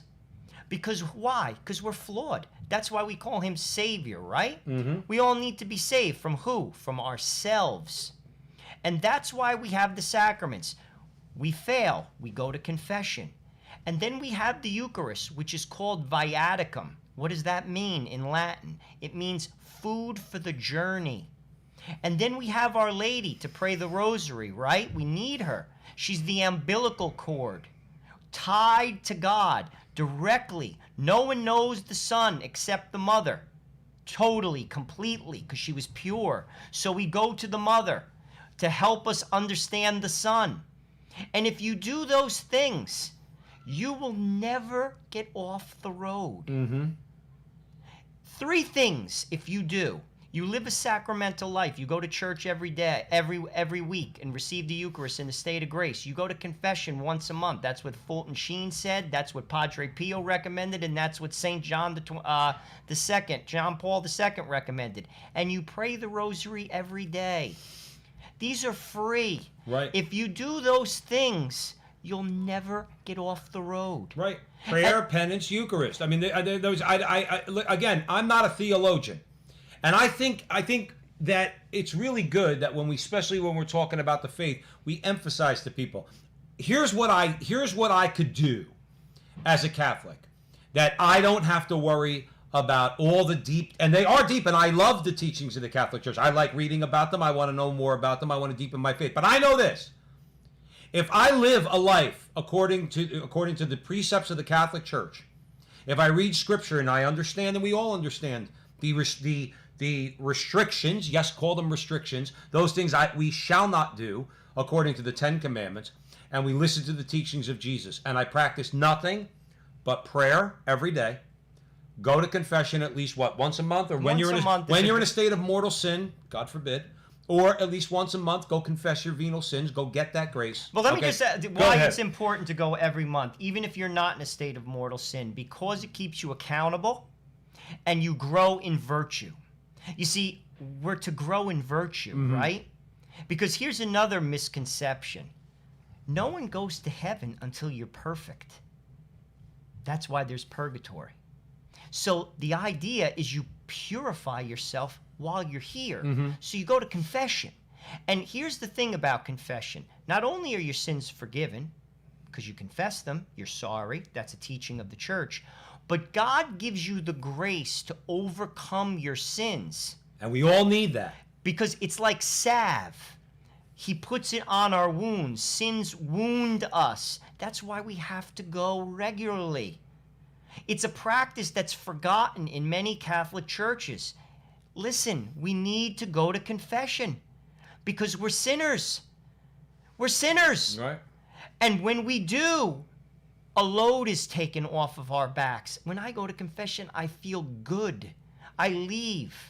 I feel good. And you know something? If you're afraid to go to confession and you hear my voice, you know what I do? There's always one sin that I'm ashamed of when I go to confession. Maybe I was a little harsh on one of my kids, or maybe I said something I should not have to one of my kids, and I feel very bad. I confess that first. Know why? Because it's the devil and pride that's saying, don't confess that. I say it first. And then it's out of the way. This is how we grow in holiness. This is how we get closer to God. And when we're closer to God, we feel joy. And joy is attractive. People do not want dour Catholics. They're not interested in them. You're not going to join a club with people who are somber and dour. People want joy, true joy. We had an interview with Chris Stefanik that talked about this. He's spot on. You should check it out. It's on our YouTube it's on our page. People are interested in joy, and confession brings joy to the soul. And if, by the way, if you can't find a parish that offers confession more than just 1 hour on Saturdays, then quite frankly, find a new parish. Okay? Now, I'll give you an example here in New Jersey, where we're at. Now, my wife and I changed parishes, but because of the COVID, okay, it's a very good parish, okay. They usually had confession before Mass. Right now, they're not doing that, okay. But I can make an appointment anytime I want to go to confession. But I will say this. But there is also, you see, we have to take responsibility. We have to go out. We have to seek out, okay. There's a beautiful monastery over in Clifton, Holy Face Monastery, okay? Clifton, New Jersey, for those of you who are in our area. If your parish only has confession an hour on Saturday afternoon, or the priest rolls his eyes when you say, Father, I need confession, he goes, I don't have time right now, and you're tired of that, and it happens, okay? Well, I'm only using Holy Face as an example. They have confessions from 2 to 5 days a week, Tuesday through Saturday. You could get to confession. My point is, wherever you are, find an order or anything like that. Find a friary, okay? I'm sure there's orders all over the place, whether it's Franciscans, Dominicans. Every state has them all over the place, okay? You could find confession, all right? We have to sometimes go out of our way. And just to dovetail on what Joe said, and thank you, by the way, to clarify that about confession. But my larger point was that if I do only those things, and I wake up every day and say, I want to do what's pleasing to God, I don't need to know all the theology. I don't need to know that. All I need to do, see, there's some people that need to know the theology because God wants them to educate others. Fine. But if at the end of the day, I practice the faith in a very simple way, okay? I don't mean simplistic. I mean simple. The simpler the better. Simpler the better, okay? Guess what? I'm going to heaven, and I'm going to take a bunch of people with me by the grace of God. That's my larger point, okay? Now, we happen to have and have been given much, Joe and I. We have big Italian mouths, okay? And we see all the nonsense out there, and we're going to speak out about it. So in this case, we feel like part of our job as Catholic men is to say, look, Lord, please guide our thoughts, guide our language, guide what we're doing, and help us to get out there. And he has. We're looking at $3,000 worth of equipment in front of us here, okay? That was given us because of the generosity of all you good people out there, okay? All of you. Also on the Crusade channel, always on air, always online at crusadechannel.com. This wouldn't happen without God willing it, okay? In some way, God willed this to happen, all right? So evidently we're doing something right. But my point is this, on a very simple level, all right? Even if we weren't doing this, I just try to keep it simple. KISS, keep it simple, stupid, okay? And I'm speaking about myself, not all you good people. All right? Keep it simple. Prayer, this is what John was talking about. Because Our Lady talked about it at Fatima. She didn't say go to the Gregorian. She didn't say go study at the Pontifical Academy of North America. She didn't say any of that. She said prayer, penance, and Eucharist. That's what she said. How simple from our mama. How simple. And also, this is also what John illustrates in his article, and also he talks about Our Lady with regard to her great reset. She calls for a transformation of society, this is important, where Christ would be the king. Christ is the king.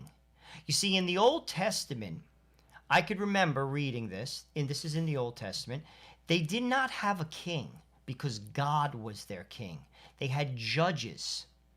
And when the people of Israel began to get corrupted by foreigners, this is in the Old Testament, they basically said, we want a king. And Samuel the prophet said, why do you want a king? We have God. And then he says, but they were like, we want to be like everybody else. We want a king. And then he lays out all the things that are going to happen to them when they have a king. And he was spot on and completely right. And you could look that up in the Old Testament. But until Christ is the king, we're going to have these problems. By the way, Poland, the president of Poland, recently just consecrated Poland to Jesus Christ, the King. You see, that's what we need in America. Right, recognizing the social kingship of Jesus Christ. One more time, there's plenty of self-identified Christians in America that will reject that. No, Jesus, we don't need you for our taxes, or to tell us what to do on taxes, or the border, or trade policy, or abortion, or gay marriage, or any of it. We don't need you, Jesus. We'll say we follow you, and you know, that's okay. But we're not going to recognize you as our king. We have a president. We had Obama for 8 years. Some people called him our Lord and Savior. Okay, and I'm not joking. I think Jamie Foxx called him our Lord and Savior. Donald Trump, as we showed you on a clip earlier, all right, he called Jesus Christ the greatest miracle in human history. Okay, because that's what it was, the incarnation. Okay, my point is, even conservative people who call themselves Christian will balk at the idea of recognizing as a nation the social kingship of Jesus Christ. They won't do it. And it's a shame, because those are blinders too, Joe. That's pride too, that prevents people from doing that and recognizing Christ as the king. Well, people think that they're going to have to give something up. God only gives. He doesn't take away. He's come to give us joy, and to give us joy in its fullness, right? God is faithful, right? Mm-hmm. His words are true. We believe in them. That's why people are reluctant for that, and that's sad, and that takes time. You know, grace and our will have to work together. But here's another thing that Horvat highlighted, and this is, I think, the last point that I want to make, and I think it's an important one. He basically says that the Immaculate Heart of Mary will triumph in the end, and it will. You see, whether you're on the team or not, it will. Get on the team. That's the deal. Right. Get on the team. Because in the end, it will. I've said this before. It seems like things are dark right now. Man will have his hour, but God will have his day. That's right. And it says this in Scripture. When the Son of Man comes again, go into the street and put your head up high. We may have to endure. We may have to be patient, but rest assured. Mm-hmm. The Immaculate Heart of Mary will triumph in the end. That's right. So get on the winning team. I like the way Horvat ended his article. He said, with her victory being a given, we are outright foolish to ignore her. Spot on. Absolutely. That's why he's a friend of this show. That's right. and we're no fools and we're here. Blessed. We're blessed, and we're no fools, and we're blessed to have him as a friend here at the Frontline with Joe and Joe. Joe Pasillo, Joe Resinello. We are way, way, way into the breach on the Crusade Channel. Always on air and always online at crusadechannel.com, the last live radio station standing. Please follow Joe and I on Facebook and YouTube. You can follow us at The Frontline with Joe and Joe. Please like, subscribe, and by all means share our videos with your friends. We really appreciate that. Hit that little bell on YouTube so that we could, we could grow our audience and get this message out. If you think it's worthy, please do that. So now we're going to move forward, and I got to say, I don't know where Joe's going right now, but something tells me I'm going to be a little bit nervous. Go ahead, Joe. Sadly, we have to talk about Bill de Blasio. Again! Or as my mother would say in Italian, nada volta. Nada volta, this is de Blasio. Nada volta, you're going to talk about this guy again. Yeah, well, unfortunately. And by the way, Bill de Blasio, for those of you who do not know, okay, he is not Italian-American. He's a German. His name's Wilhelm. His name's I think it's Warren Wilhelm. Okay, that's his name, but he changed it. He used his grandmother's on his mother's side maiden name, so he could sound more ethnic in New York. I find that insulting as an Italian American. Okay, his name is Warren Wilhelm, and he's a disgraziato, and he's absolutely insane. And we're gonna, unfortunately, because that's part of what we do here, we have to talk about Bill de Blasio. Well, we're going to take it from the perspective of the Catholic League. Bill Donahue made some interesting observations, and I think they're worthy of discussion. Basically, de Blasio recently announced that the way to help the poor do better in schools is to hike taxes on the rich. He said, and this is in quotes, "Our mission is to redistribute wealth." and to close the COVID achievement gap. The result, the rich are leaving New York in droves because they can. Now let's just cut you off for 1 second. I'm not going to diverge from the conversation, but remember what de Blasio called for just a few months ago in a radio address. All right, and then we'll get right back into the conversation about those people leaving New York, because he knows he's screwed if they leave. So what has he done? He was appealing to, now he didn't say this, but Frontline with Joe and Joe picked up on this. Who he was appealing to was Murphy in New Jersey, the governor of Connecticut, Cuomo, okay, because obviously he's running the rest of the state, to tell them basically my program does not work without the redistribution of wealth. What he was telling those so-called leaders was, don't give the rich any place to run. That's what he was telling them. What would a rich person do when you tax them into oblivion? Go to Florida. Go to Texas. Go somewhere where you're going to be treated better and not vilified. So when he chased them away, he was then telling others, but don't give them a place to run. Sorry, Joe, go ahead. Basically, taxing them at an even higher rate will only encourage them to leave. And as I was basically saying, it's not the solution. I want to just highlight one thing. The COVID achievement What gap. is that? What is that? Is that Orwellian kind You know of what it newspeak? Don't let a crisis go to waste. Yes. That's what that is. And all you good people up in Canada know that. They're going to use that until they can't use it. Right. The COVID achievement gap. Moreover, this is another point that Donahue makes, and I completely agree with it. Fleecing the rich will do absolutely nothing to enhance academic achievement. We have known for decades that there is no correlation between spending money on students per capita and academic achievement. He notes that in the 50 states and the District of Columbia, D.C. is #1 in spending per student and 51st in academic achievement. Now catch that, because that's not a Joe and Joe spin. #1 in spending. Number 51 in achievement. So for all those people say, we follow science, we follow the statistics, we follow the numbers. Follow those numbers. Wrap your head around those numbers. But then you tell the rest of us, and I know people like this, and you know people like this too, they will tell you flat out, oh, the public schools aren't doing well because we don't spend enough money on them. No, we're not giving you any more money. We're not giving you anything. Joe and I have said on this show consistently, especially when it comes to education, you want to see the greatest example of systematic racism in America? Does not come from corporate America. Doesn't come from let's say, the right wing in America or the police departments in America. The greatest example of systematic racism is the public education establishment. No question. Hands down. They will look a black woman who's got 3 kids right in her face and say, your kid's going to Central, let's say if you're talking about Newark, your kid's going to Central High School. Well, how much do you spend to send my kid to Central High School? $23,000 a year? More than that. Let's say $25,000 a year. But when the woman says, well, why can't you instead of spending that much money, I could send my child to St. Benedict's Prep, which is in the same neighborhood, Catholic schools, been there for decades, okay?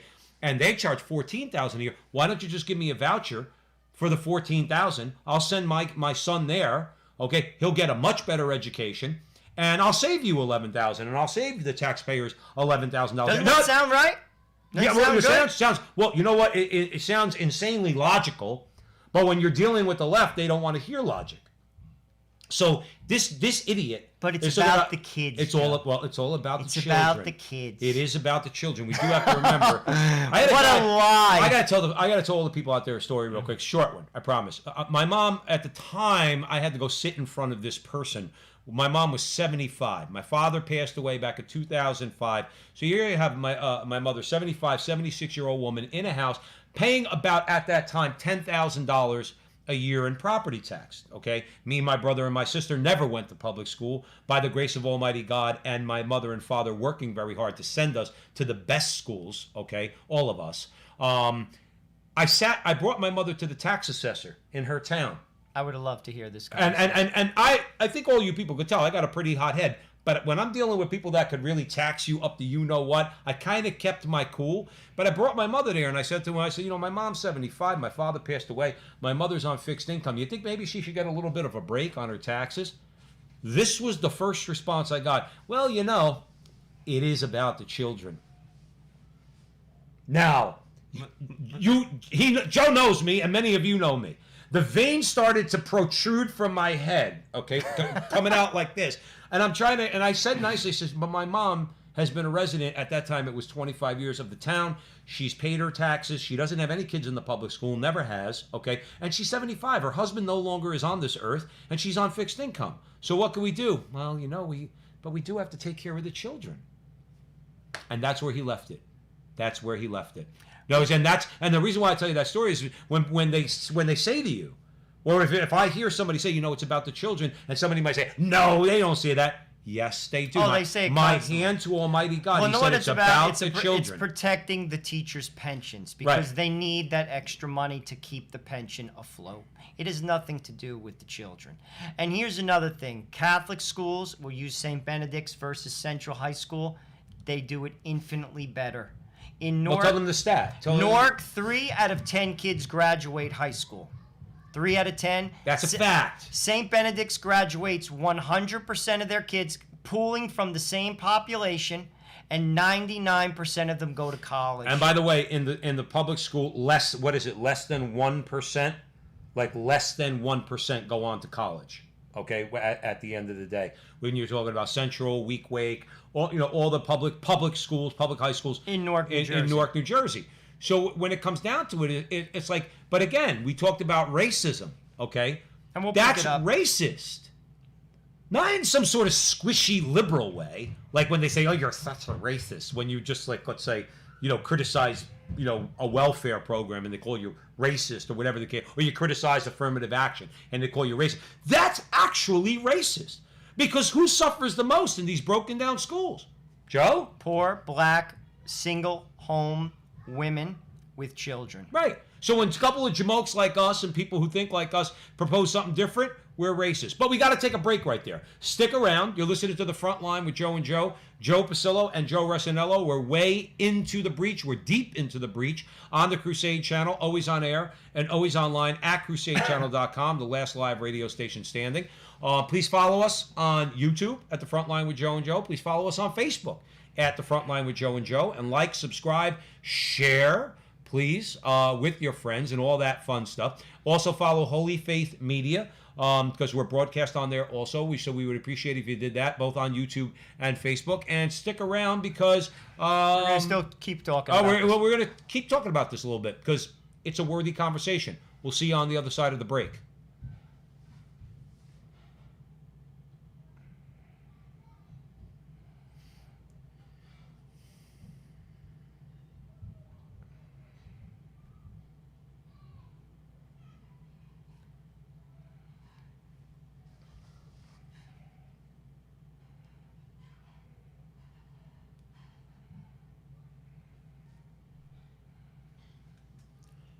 Welcome back, everyone, to The Frontline with Joe and Joe. Joe Pasillo, Joe Resinello, way in the breach on the Crusade Channel, always on air and always online at crusadechannel.com, the last live radio station standing. Please follow Joe and I on Facebook and YouTube at The Frontline with Joe and Joe. Like, subscribe, share, do all that fun stuff. And please follow also Holy Faith Media, who produces our show. And so we're going to continue this conversation because it's an important one. So where do we want to go next, Joe? Well, basically... But keep that in mind. I'm sorry, Joe, but keep that in mind. When people talk, when you hear the whiners and the complainers on CNN and MSNBC, and they talk about, it's systematic racism. Everything's systematic racism. You're systematically racist. We're all systematically racist. The greatest example of systematic racism in America is the liberal left-run public education establishment. Hands down. Period. Exclamation point. Well, as Joe was saying, systematic racism is the greatest example in our public schools if you wanted to point to a specific example. But let's talk about what makes for student success. And what that is, a family, not the schools. So the color argument that de Blasio puts forth, this COVID achievement gap that he also calls it, structural racism, he also says, is holding back blacks. This is completely false. You know why? Because black kids that come from two-parent families are not falling behind in schools. The real issue is the family. It's not race. It's two parents, a mother and a father raising children. those kids are not falling behind. If de Blasio really wanted poor kids to succeed in schools, he should spend money on charter schools, provide scholarships to private schools, endorse school choice, and allow the poor to enroll in Catholic schools. That is the solution. That was Trump's solution. And they fought him tooth and nail. And they will continue to fight anybody And who why? does that. Because the teachers' union is the largest union in America, and it's not about the kids. It's about Power. the teachers. It's about their pension. And that is one of the biggest lies I have ever heard. And as a result, the poor suffer. Most of them are black. Most of them are run by a mom and not a dad in a city, as in the family run by. There's no man in the house.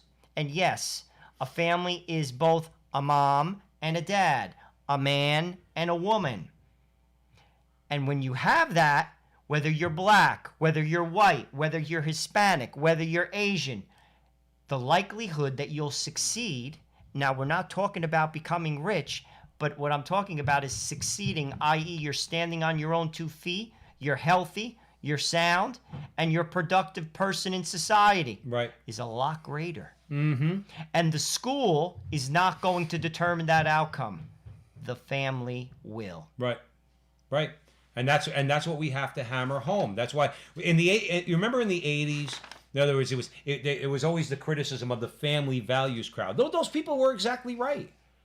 Gary Bauer and people like that, right? And many others, particularly evangelicals. There was many Catholics involved in that too. It was the talking about, yes, family values. What do they offer? They offer anti-family values. Those values that they hold that seek to destroy, as Black Lives Matter said in their manifesto before it was taken down, the destruction of the Western prescribed nuclear family.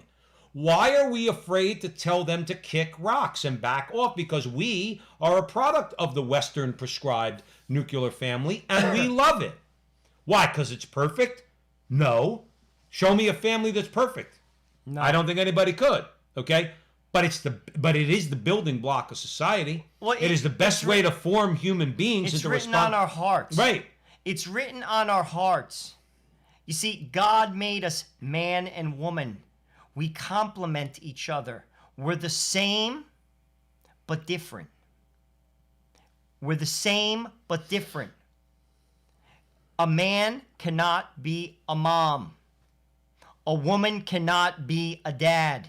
Right. They bring different things to the house. Both necessary. Absolutely. And this is what is they're brainwashing you and telling you basically that isn't the building block of society. Where the family goes, so goes the society. Another thing that Our Lady of Fatima warned us about.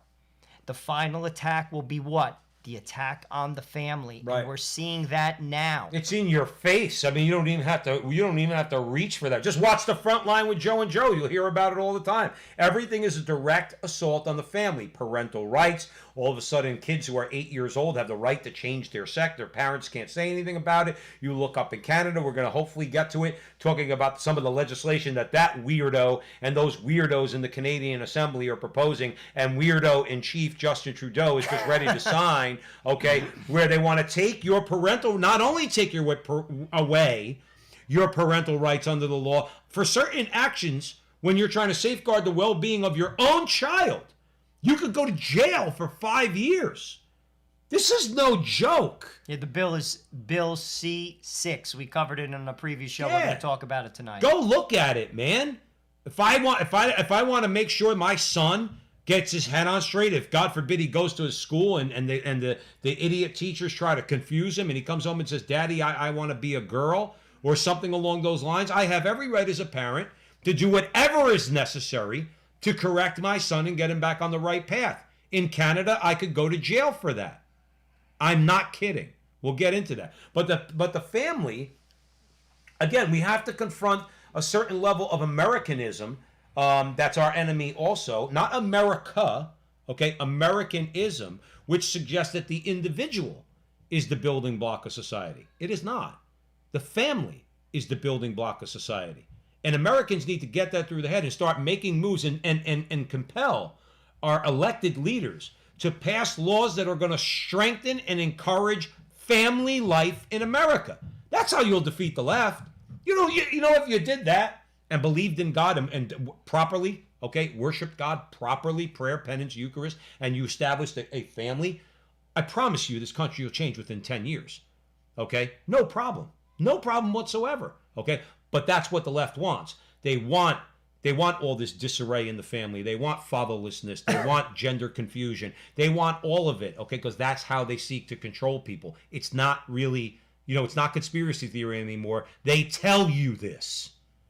Well, speaking of the culture war, and that's basically what we're all about, we're going to talk about an LGBT activist that's calling for all children to be put on puberty-blocking drugs until a decision is made as to what gender they're going to be. So let me just, I've started something new. I'm starting the weirdo alert.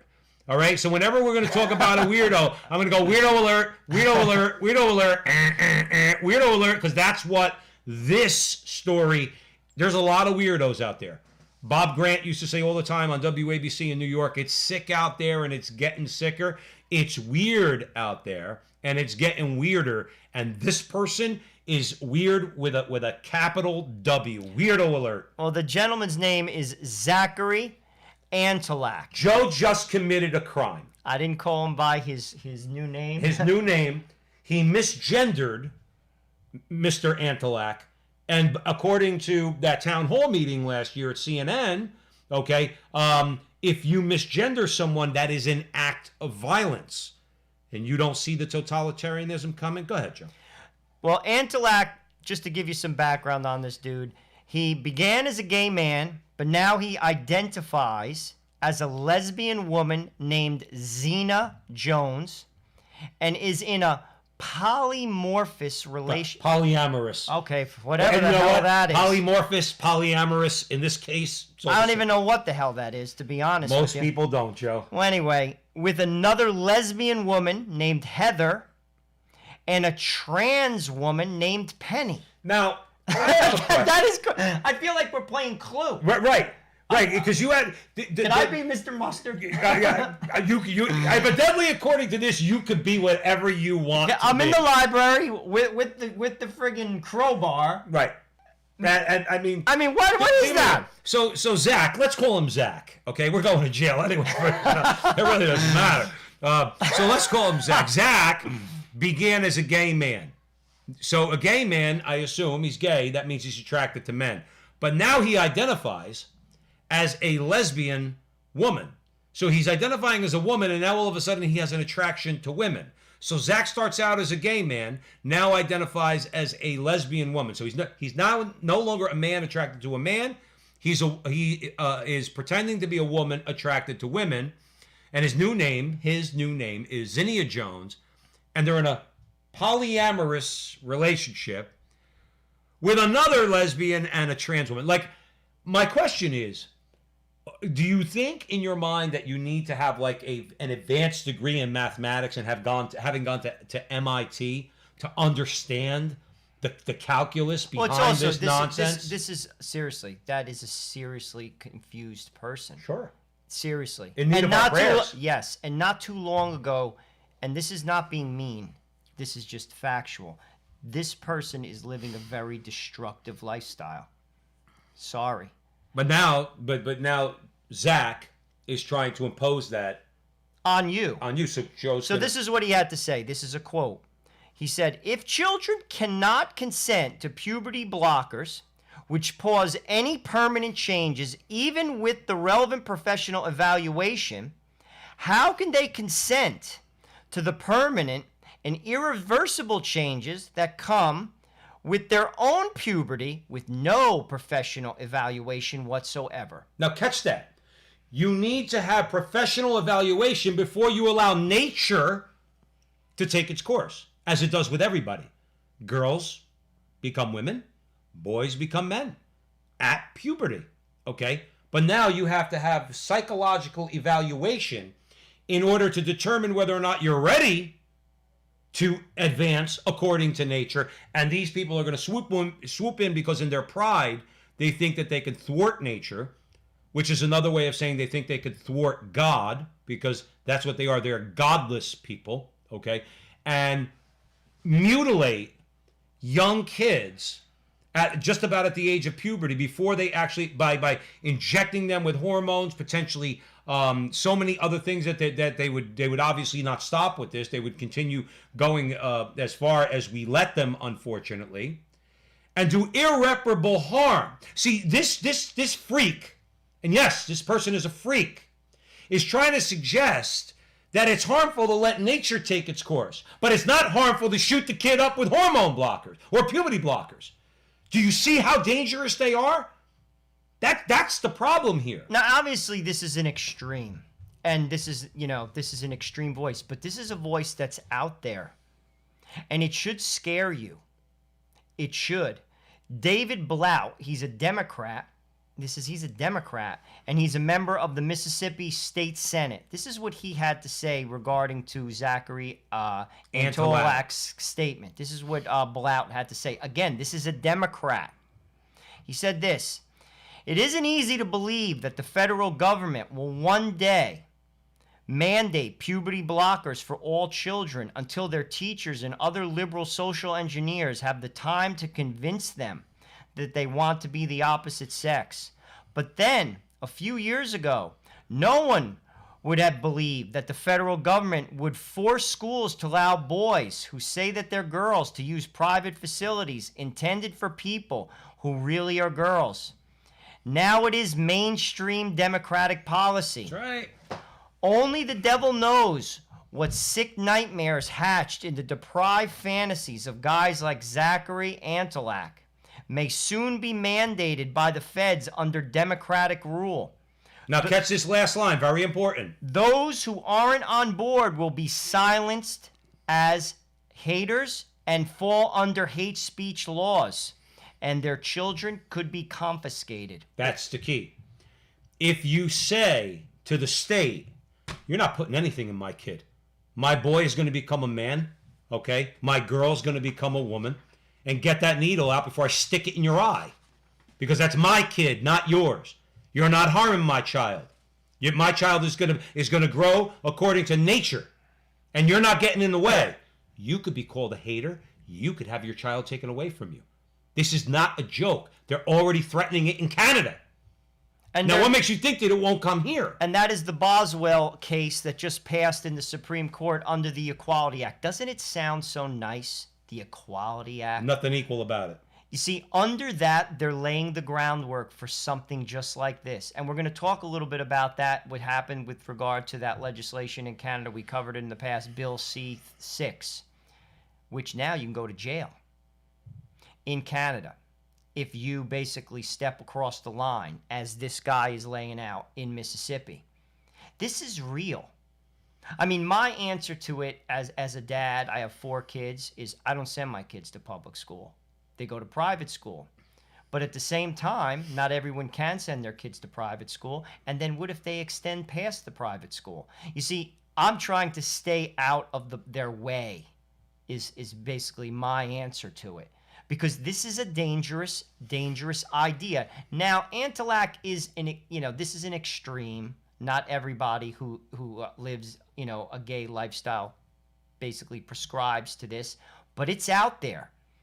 And by the way, in every public school in America, from the richest district to the poorest district, all of which fall under the umbrella of the teachers union, and this is being preached from those classrooms. What do I mean by that?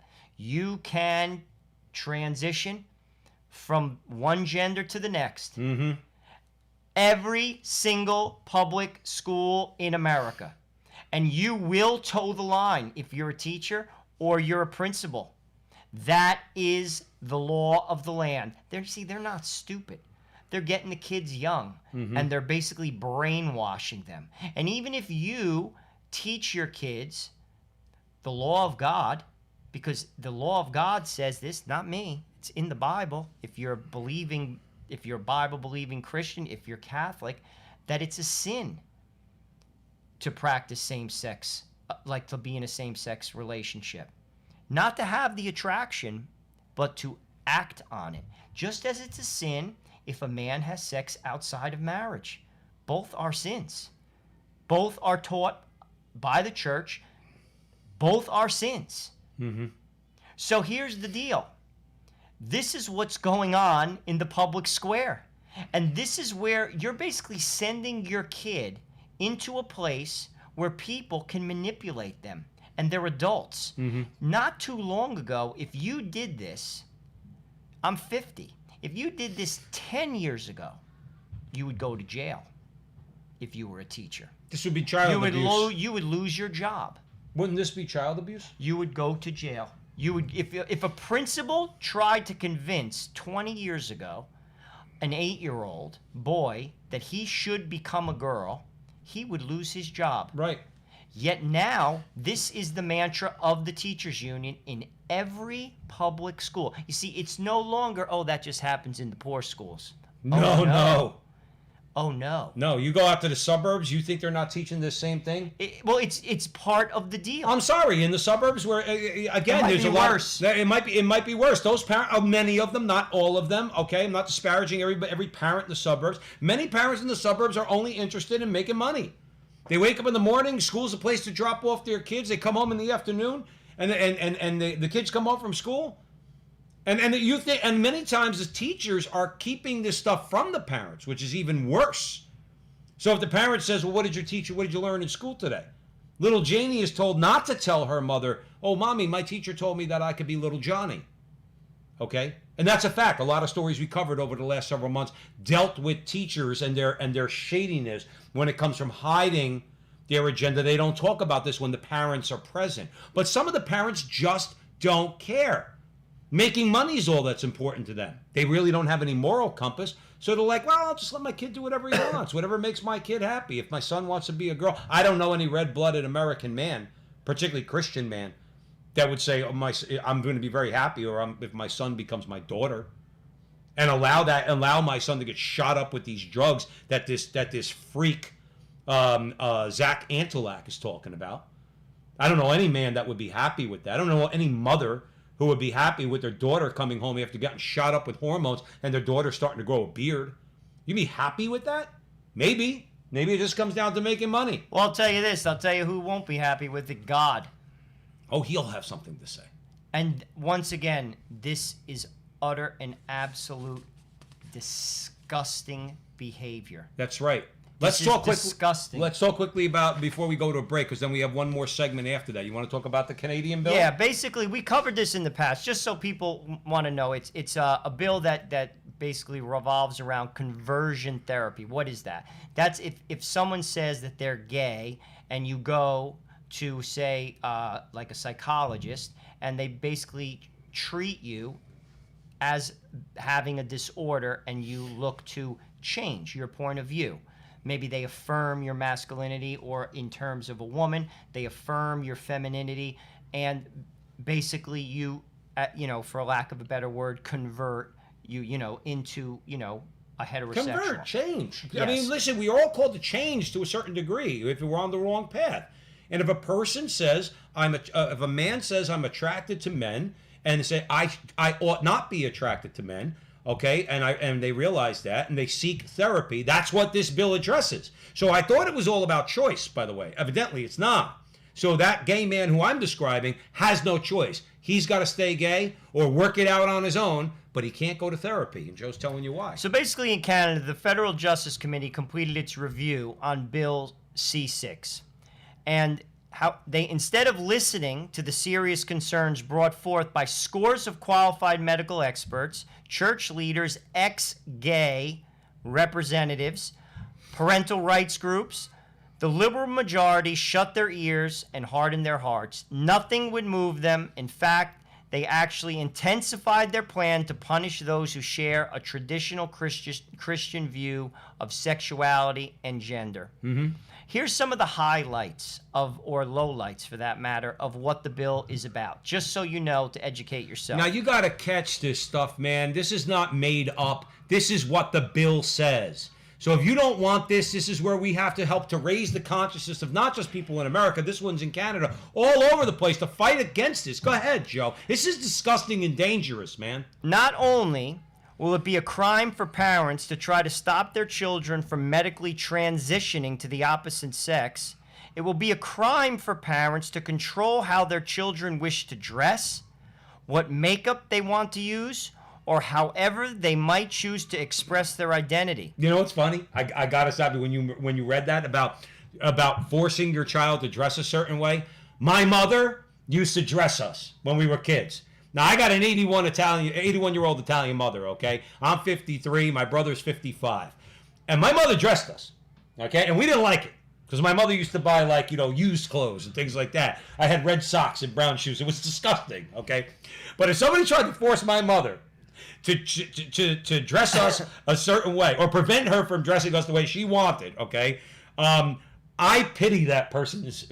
I really pity that person because my mother, who's 4'11", okay, would have torn them apart. I say, hey, what the hell are you talking about? I dress my sons, not you. Get out of here. That's what she would have said.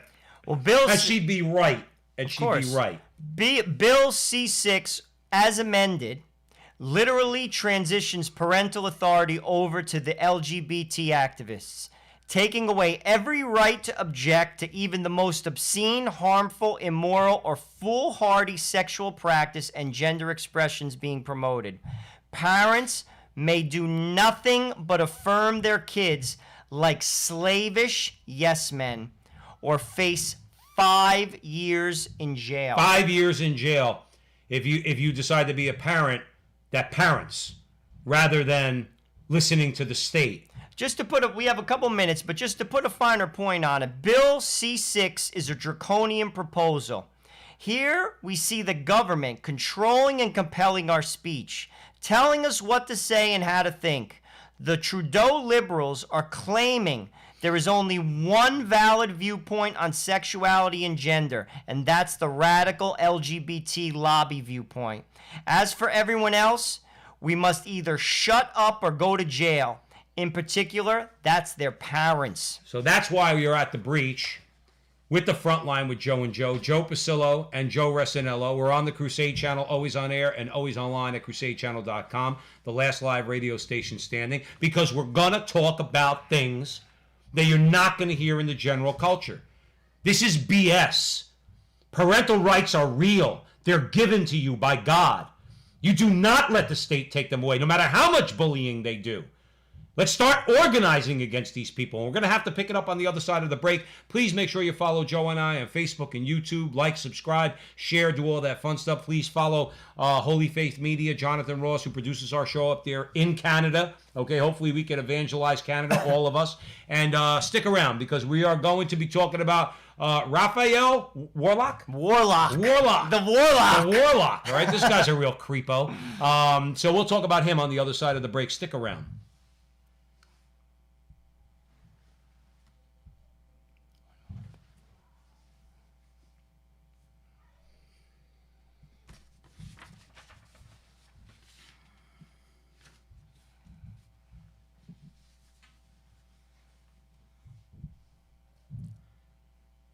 Welcome back, everyone, to the Frontline with Joe and Joe Pasillo, and Joe Resinello, way in the breach on the Crusade Channel. Always on air and always online at crusadechannel.com, the last live radio station standing. Please follow Joe and I on Facebook and YouTube at the Frontline with Joe and Joe. Like, subscribe, share, hit that little bell. We heard that that's supposed to help us out a lot on YouTube. And share all this with all your friends, particularly if you think we've got something good to say. So now in Georgia, okay, there's a lot of problems right now with the election and everything else, okay? But I don't care how much cheating the Democrats do. This guy, Raphael Warlock, shouldn't stand a chance. He shouldn't even stand a chance against conservative Democrats in Georgia. This guy should go down in flames. Joe's going to tell you why. Well, this gentleman, as Joe said, he's running for Senate in Georgia. He likened senators who voted in 2017, this is for the tax cuts, to be Herod, who's willing to kill children. Now, I want to tell you what he said, and then I have a few comments, and I'm sure Joe will comment as well, just to give you some background. In a December 2017 sermon, by the way, he is a pastor. He's a Christian. Pastor of what? We are going to try to figure out. Warnock blasted Republican senators who passed the Tax Cuts and Jobs Act of 2017, which even the New York Times admitted benefited most Americans. This is what he had to say. He said, Herod is on the loose. Herod is a cynical politician who's willing to kill children and kill the children's health program in order to preserve his own wealth and his own power. He goes on, adding that the Senate decided by a slim majority to pick the pockets of the poor, the sick, the old, and the yet unborn in order to line the pockets of the ultra-rich. Don't tell me about gangsters and thugs in the streets. There are more gangsters and thugs in D.C. This is what I don't understand. Who's the biggest thug there is? The guy who supports baby killing. That's what I was just going to say. That's the biggest thug and gangster there is, Raphael Warlock. Herod? Herod killed babies. That's what you're in support of. I don't know how he disconnects that. You see, this is the sickness. He said abortion fits in well with his theology. I don't get. And by the way, Tony Dungy, who is a famous NFL coach. I know we have some international listeners right now, but Tony Dungy, he's a famous NFL coach. He who is a Christian, he's not Catholic. He belongs to a Protestant denomination. He basically said, I don't even think he's Christian, because you can't be Christian and be for abortion. He's not even Catholic, and he gets it. How could he disconnect his words from the fact that he's doing exactly the same thing? Right. He's basically saying, and the yet unborn, you're for third trimester abortion, You're for killing that unborn baby. I don't understand, and this is what I don't understand even more. People don't call him out on it. Right. I don't get it. Why is it Kelly Loeffler saying, see, this is where we don't have ballsy Republicans. She should be on. She was on the stage with him. She should have turned around and said, "You're calling people who value or who don't want to give more of their money to increase the power and influence that the federal government have. So we want to pay much less in taxes." So she doesn't point that out to him and say, "You called those people Herod, but you support baby killing, Reverend Warlock. You support baby killing. What are they afraid of? Why can't we call it baby killing? Why can't we call it what it is?" And it's radical. You see, this is not just abortion, like in the older sense of the word, which was, what was it? Rare. That was safe, legal, and rare. That was what Clinton called it not too long ago. That was Bill Clinton. Now they make no bones about it. Well, they left out safe and rare. They only call it legal, but then I'm not joking. They don't even. And by the way, don't think we're making it up. Governor Cuomo signed a bill last year, and Murphy signed one a couple of months ago that mirrors Cuomo's, that basically says you don't even have to be a doctor to perform an abortion, to kill a baby. And we're not making this up. We're not making it up. So therefore, they're not looking for safe abortions. Louisiana sued Planned Parenthood, or so Louisiana or Texas sued Planned Parenthood because they wanted health and safety standards in the abortion clinics. It went to the Supreme Court. What did that jerk off organization do? They said we're Roe versus Wade is precedent. We can't do anything about that. So you can't impose health and safety standards. Okay, it's certainly, there's nothing about making it rare. Certainly not going to be safe because non-doctors could do it. Okay, so you're right, Joe. All they want, I'm sorry for my language, all they want is abortion to be legal. Now, why is that? Now, let's break that down a little bit. Why is that? Because sex is a recreational activity. And when a child is conceived as a result of that recreational activity, it must be destroyed. You see, maybe that's why the Republicans don't fight so hard. Because they're on board with that recreational activity too. Sure. You see, a child is in the way of an adult's pleasure. And we will not have it as a society. Look at the reaction to Ruth Bader Ginsburg then. We were joking about it before the show. A lot of that is about abortion. Yeah. It's about abortion. A lot of what you see is about abortion. It's not about Donald Trump. It's because he put in place many judges. This was one of the mistakes of Barack Obama. He left open many, many federal seats on the judiciary, and Donald Trump filled them. He also got 3 Supreme Court justices. Are they perfect? No, they're not perfect. But they're sure as heck not someone that Barack Obama would have put on. They're not Sotomayor or Kagan. So my point is, this is about abortion. Our society is fighting. They're not saying it, but one of the underlying issues is just that. Why? Because sex is a recreational activity. It's not honored.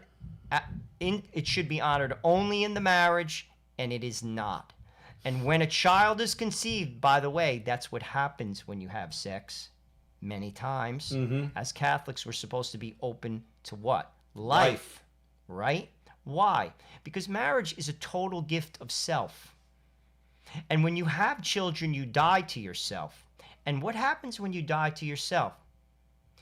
You basically live a sacrificial life. That's the key to get into heaven. Let me repeat that again. The way to get into heaven is to believe in Jesus Christ, but to die to yourself and live a sacramental life.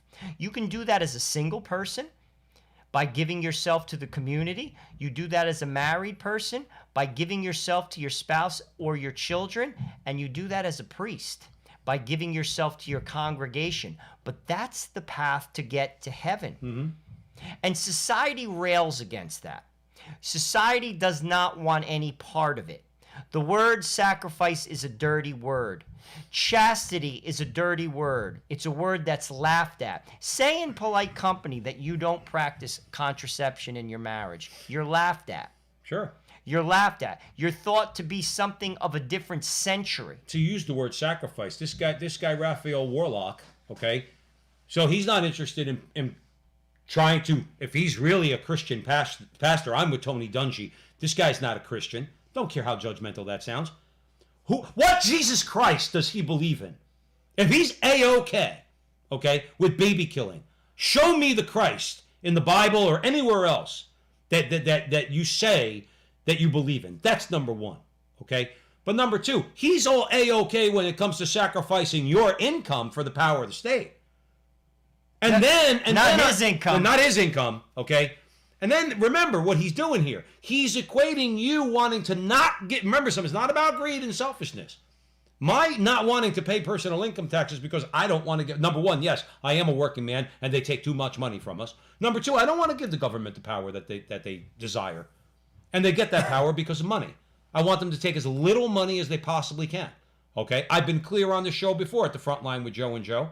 In other words, I'm for the abolition of the personal income tax. All the geniuses up there should figure out a different way of taxing us. I'm for the abolition of the personal income tax. You cannot tax my property, okay? You could tax business activity, but you cannot tax my property. But that's another story. But if I say that I'm Herod, I want to slaughter babies because I take that political position on taxes?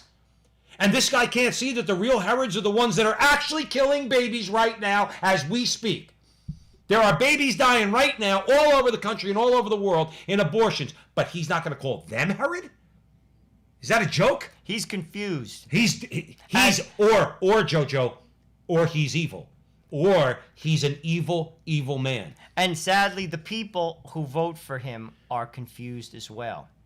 Or, sadly, and I see this in New Jersey all the time, people compartmentalize their vote. I'm not for that. I'm not for abortion. I'm not for third trimester abortion. By the way, we are one of 7 countries in the world. That includes North Korea and China. China! I love saying that, by the way. I know, because Trump said it that way. So they could call us racist too, which they probably do anyway, but we don't care. But that is basically where you could have a legal third trimester abortion. We're in quite an elite club. North Korea and China. Yet people will compartmentalize their vote. I'm not for that. By the way, who gets aborted the most? Black children. That's a fact. Yeah. That's a fact. Another example of systematic racism coming from the left, where they accuse everybody else of being systemically racist, but they support Planned Parenthood. that targets black and brown people. And where are most of these clinics? In poor neighborhoods. Sure, right next to the liquor store. That's my point. So where's the outcry over that? None. Where's the outcry over that? They called that nitwit. I've done a lot of name calling on the show. I promise I'll work on that for next time around. I shouldn't do that. But having said that, that nitwit, Jessica Tarloff on Fox, which I am so proud I have not watched Fox News in over a month. No Tucker Carlson, no Laura. And I like Tucker Carlson, and I like Laura, okay? Have not turned on Fox News, will not turn on Fox News. But she tried to suggest during, I think it was the Texas case, the one we were talking about the health and safety standards in the abortion case, or it was the Louisiana case with the admitting privileges to... Well, the Texas one was you had to be in like a certain mile like limit to a hospital. So these were reasonable regulations on what is obviously a business. Planned Parenthood and the rest of them. It's the abortion business. So the state has the right to impose these regulations because it's a business. But Jessica Tarloff had the nerve to say that these restrictions will disproportionately affect black and brown minority women, suggesting that if you're for these regulations, you're the racist. We want the little brown babies to live. She wants the little brown babies to die, and we're the racists. Do you see how blind we are in this country? Do you see the scales that are on these people's eyes? I want to save babies. I want to save babies. I would like nothing more than that, to save all of them. I pray in front of an abortion clinic for the first of every month, for the first Saturday of every month. I cry when those black women are walking in there to kill their black babies. And Jessica Tarloff is going to call me a racist. I can't say the words right now that I want to say because I cursed enough tonight. But you understand what we're up against. And this is why we have to develop thick skin. Let them call us all the names we want. But the one name they are going to call us is Rhino, not Republican in name only, the animal rhino that keeps moving forward while it's getting beat up by branches and twigs and all this stuff and getting rocks falling on the rhino. The rhino keeps going. All their rocks and all the things they throw at us, calling us racist, calling us homophobes, calling us misogynists, calling us all these different things. We have to let it bounce off. We know we are not these things. Don't let them dissuade you from keep moving forward. We must be rhinos and keep moving forward, especially on this front, especially when it comes to killing babies. That's got to end in America, all over the world, but it's got to end in America once and for all. Well, the last segment of the show, we want to talk a little bit about Archbishop Vigano. He's been a topic of conversation from the very beginning of the Frontline with Joe and Joe when we started our show a little over 2 years ago. He has a message to the faithful. Basically, we are not alone. That's the overarching message. This is what he had to say recently. He said, the months that we leave behind represent one of the darkest moments in the history of humanity. For the first time ever since the birth of the Savior, the holy keys have been used to close churches and restrict the celebration of the Mass and the sacraments, almost in anticipation of the abolition of the daily sacrifice prophesied by Daniel, which will take place during the reign of the Antichrist. However, Vigano proclaims this, and again, I'll say it again, we are not alone. We are never alone. And it is this, in the end, that the authors of the Great Reset fear the most, that we become aware of this supernatural, but no less true reality that makes this house of cards, their infernal deceptions, collapse. The Lord will give us the victory only when we bow to him as our king. Remember, John Horvath said that too in his article. And he goes on, and if we cannot yet proclaim him as king of our nation because of the impiety of those who govern us, we can nevertheless consecrate ourselves, our families, and our communities to him. That's right. He gets it. He's spot on. He's exactly spot on. Because, listen, if you're looking to men, look at it this way. Who's fighting? Now, again, we are going to make it clear to everybody who's listening to us. on the Crusade Channel, always on air, always online at crusadechannel.com. We do not look to Donald Trump as our savior, because he is not. We think he's a fighter. We think he's actually on our side, and he has our goals at heart, or at least most of them that are most important to us, okay? And I think he wants to defend us from being screwed by the state, by China. Yes, so we enthusiastically support him through this battle he's going through with the election. But let's be clear. Until we recognize, as Vigano was saying, until we recognize Jesus Christ as our Savior, we are a lost cause. We are not going to be able to, do not look to people. The reason why I brought up Donald Trump is, look how many years we've been voting for Republicans. Let me ask you this, all you good people out there who probably are on the right side of the aisle, okay? Did you vote for Romney in 2012? Because I did. So did I. I'm ashamed to admit it, but I did. And why am I ashamed to admit it? Because he doesn't fight for us. He doesn't fight for you. He doesn't fight for the good, the true, and the beautiful. Now, Donald Trump's not perfect, but at least he fights against the abortion lobby. I think that's a good place to start. He defends the church and her rights, and our rights as Roman Catholics and all religious people in America. Okay, what's wrong with that?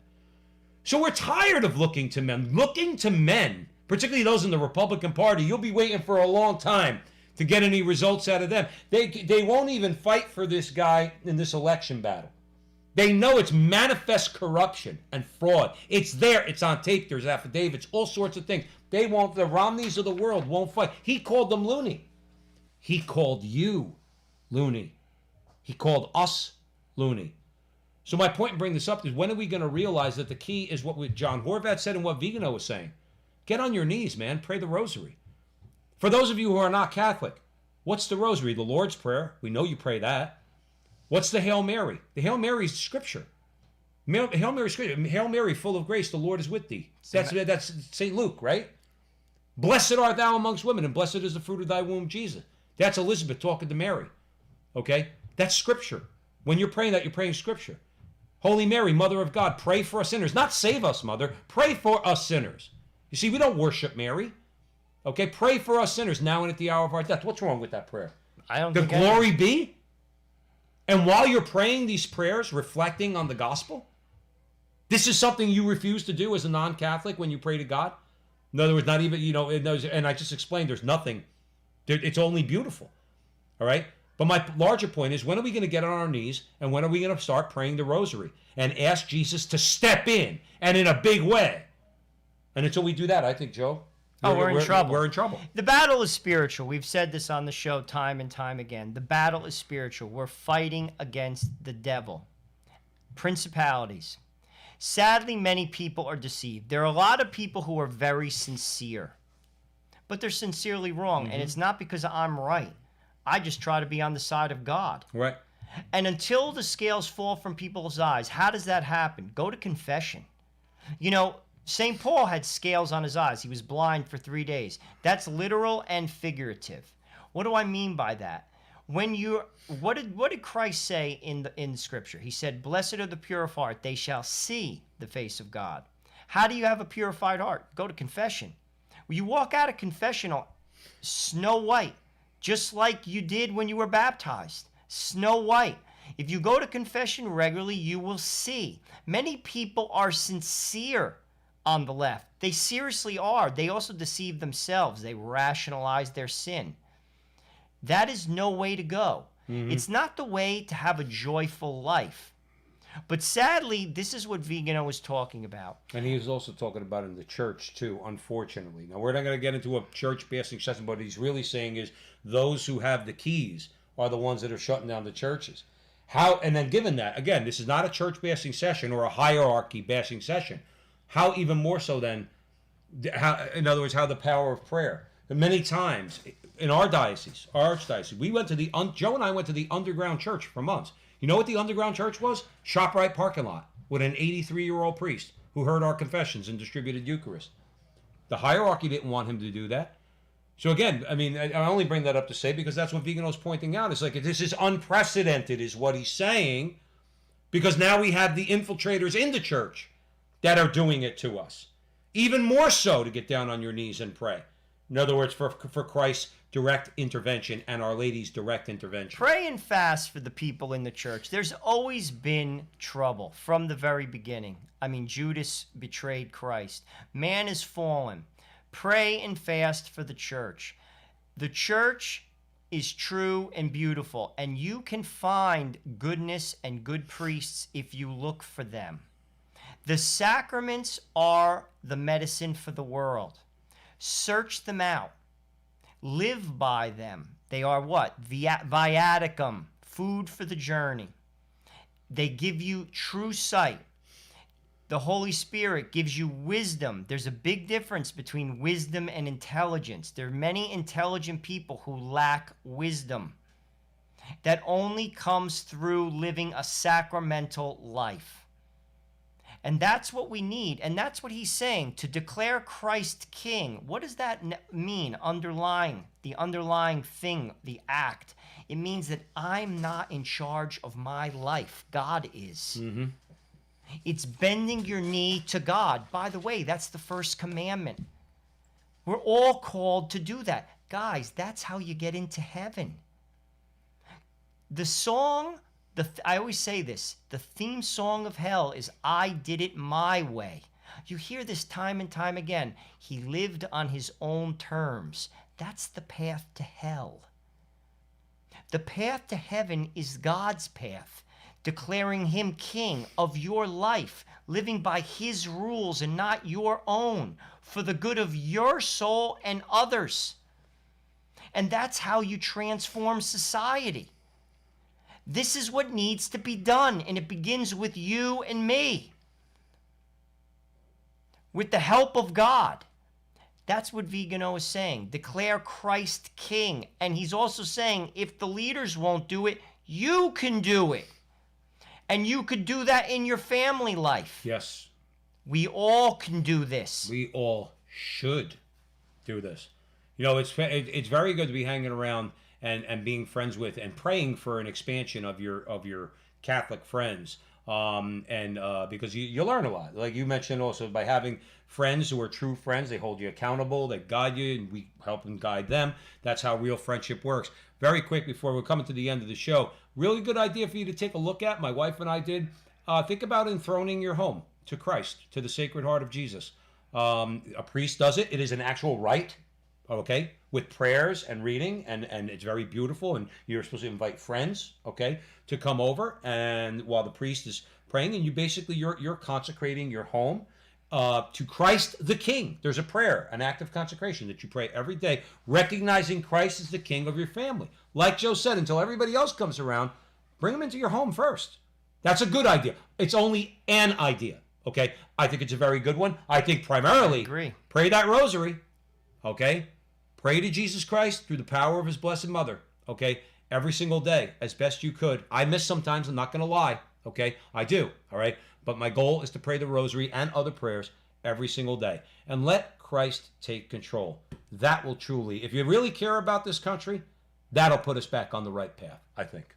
I would agree. It was a good show. Yep. So thank you all for joining us here at the Frontline with Joe and Joe. Joe Pasillo, Joe Resinello. We got deep into the breach today. On the Crusade Channel, always on air and always online at crusadechannel.com, the last live radio station standing. We want to thank all of you for joining us today. Thank you, everybody, for all your comments. Please like, subscribe, share, hit that little bell on YouTube and all that fun stuff. Remember, subscribe, please, on YouTube and Facebook to Holy Faith Media. Jonathan Ross up in Canada produces our show for social media, and we're eternally grateful for him and the great job that he does. Most importantly, remember till the next time that our conversation is your conversation, and that conversation, it's going on everywhere. So we'll talk to you next week.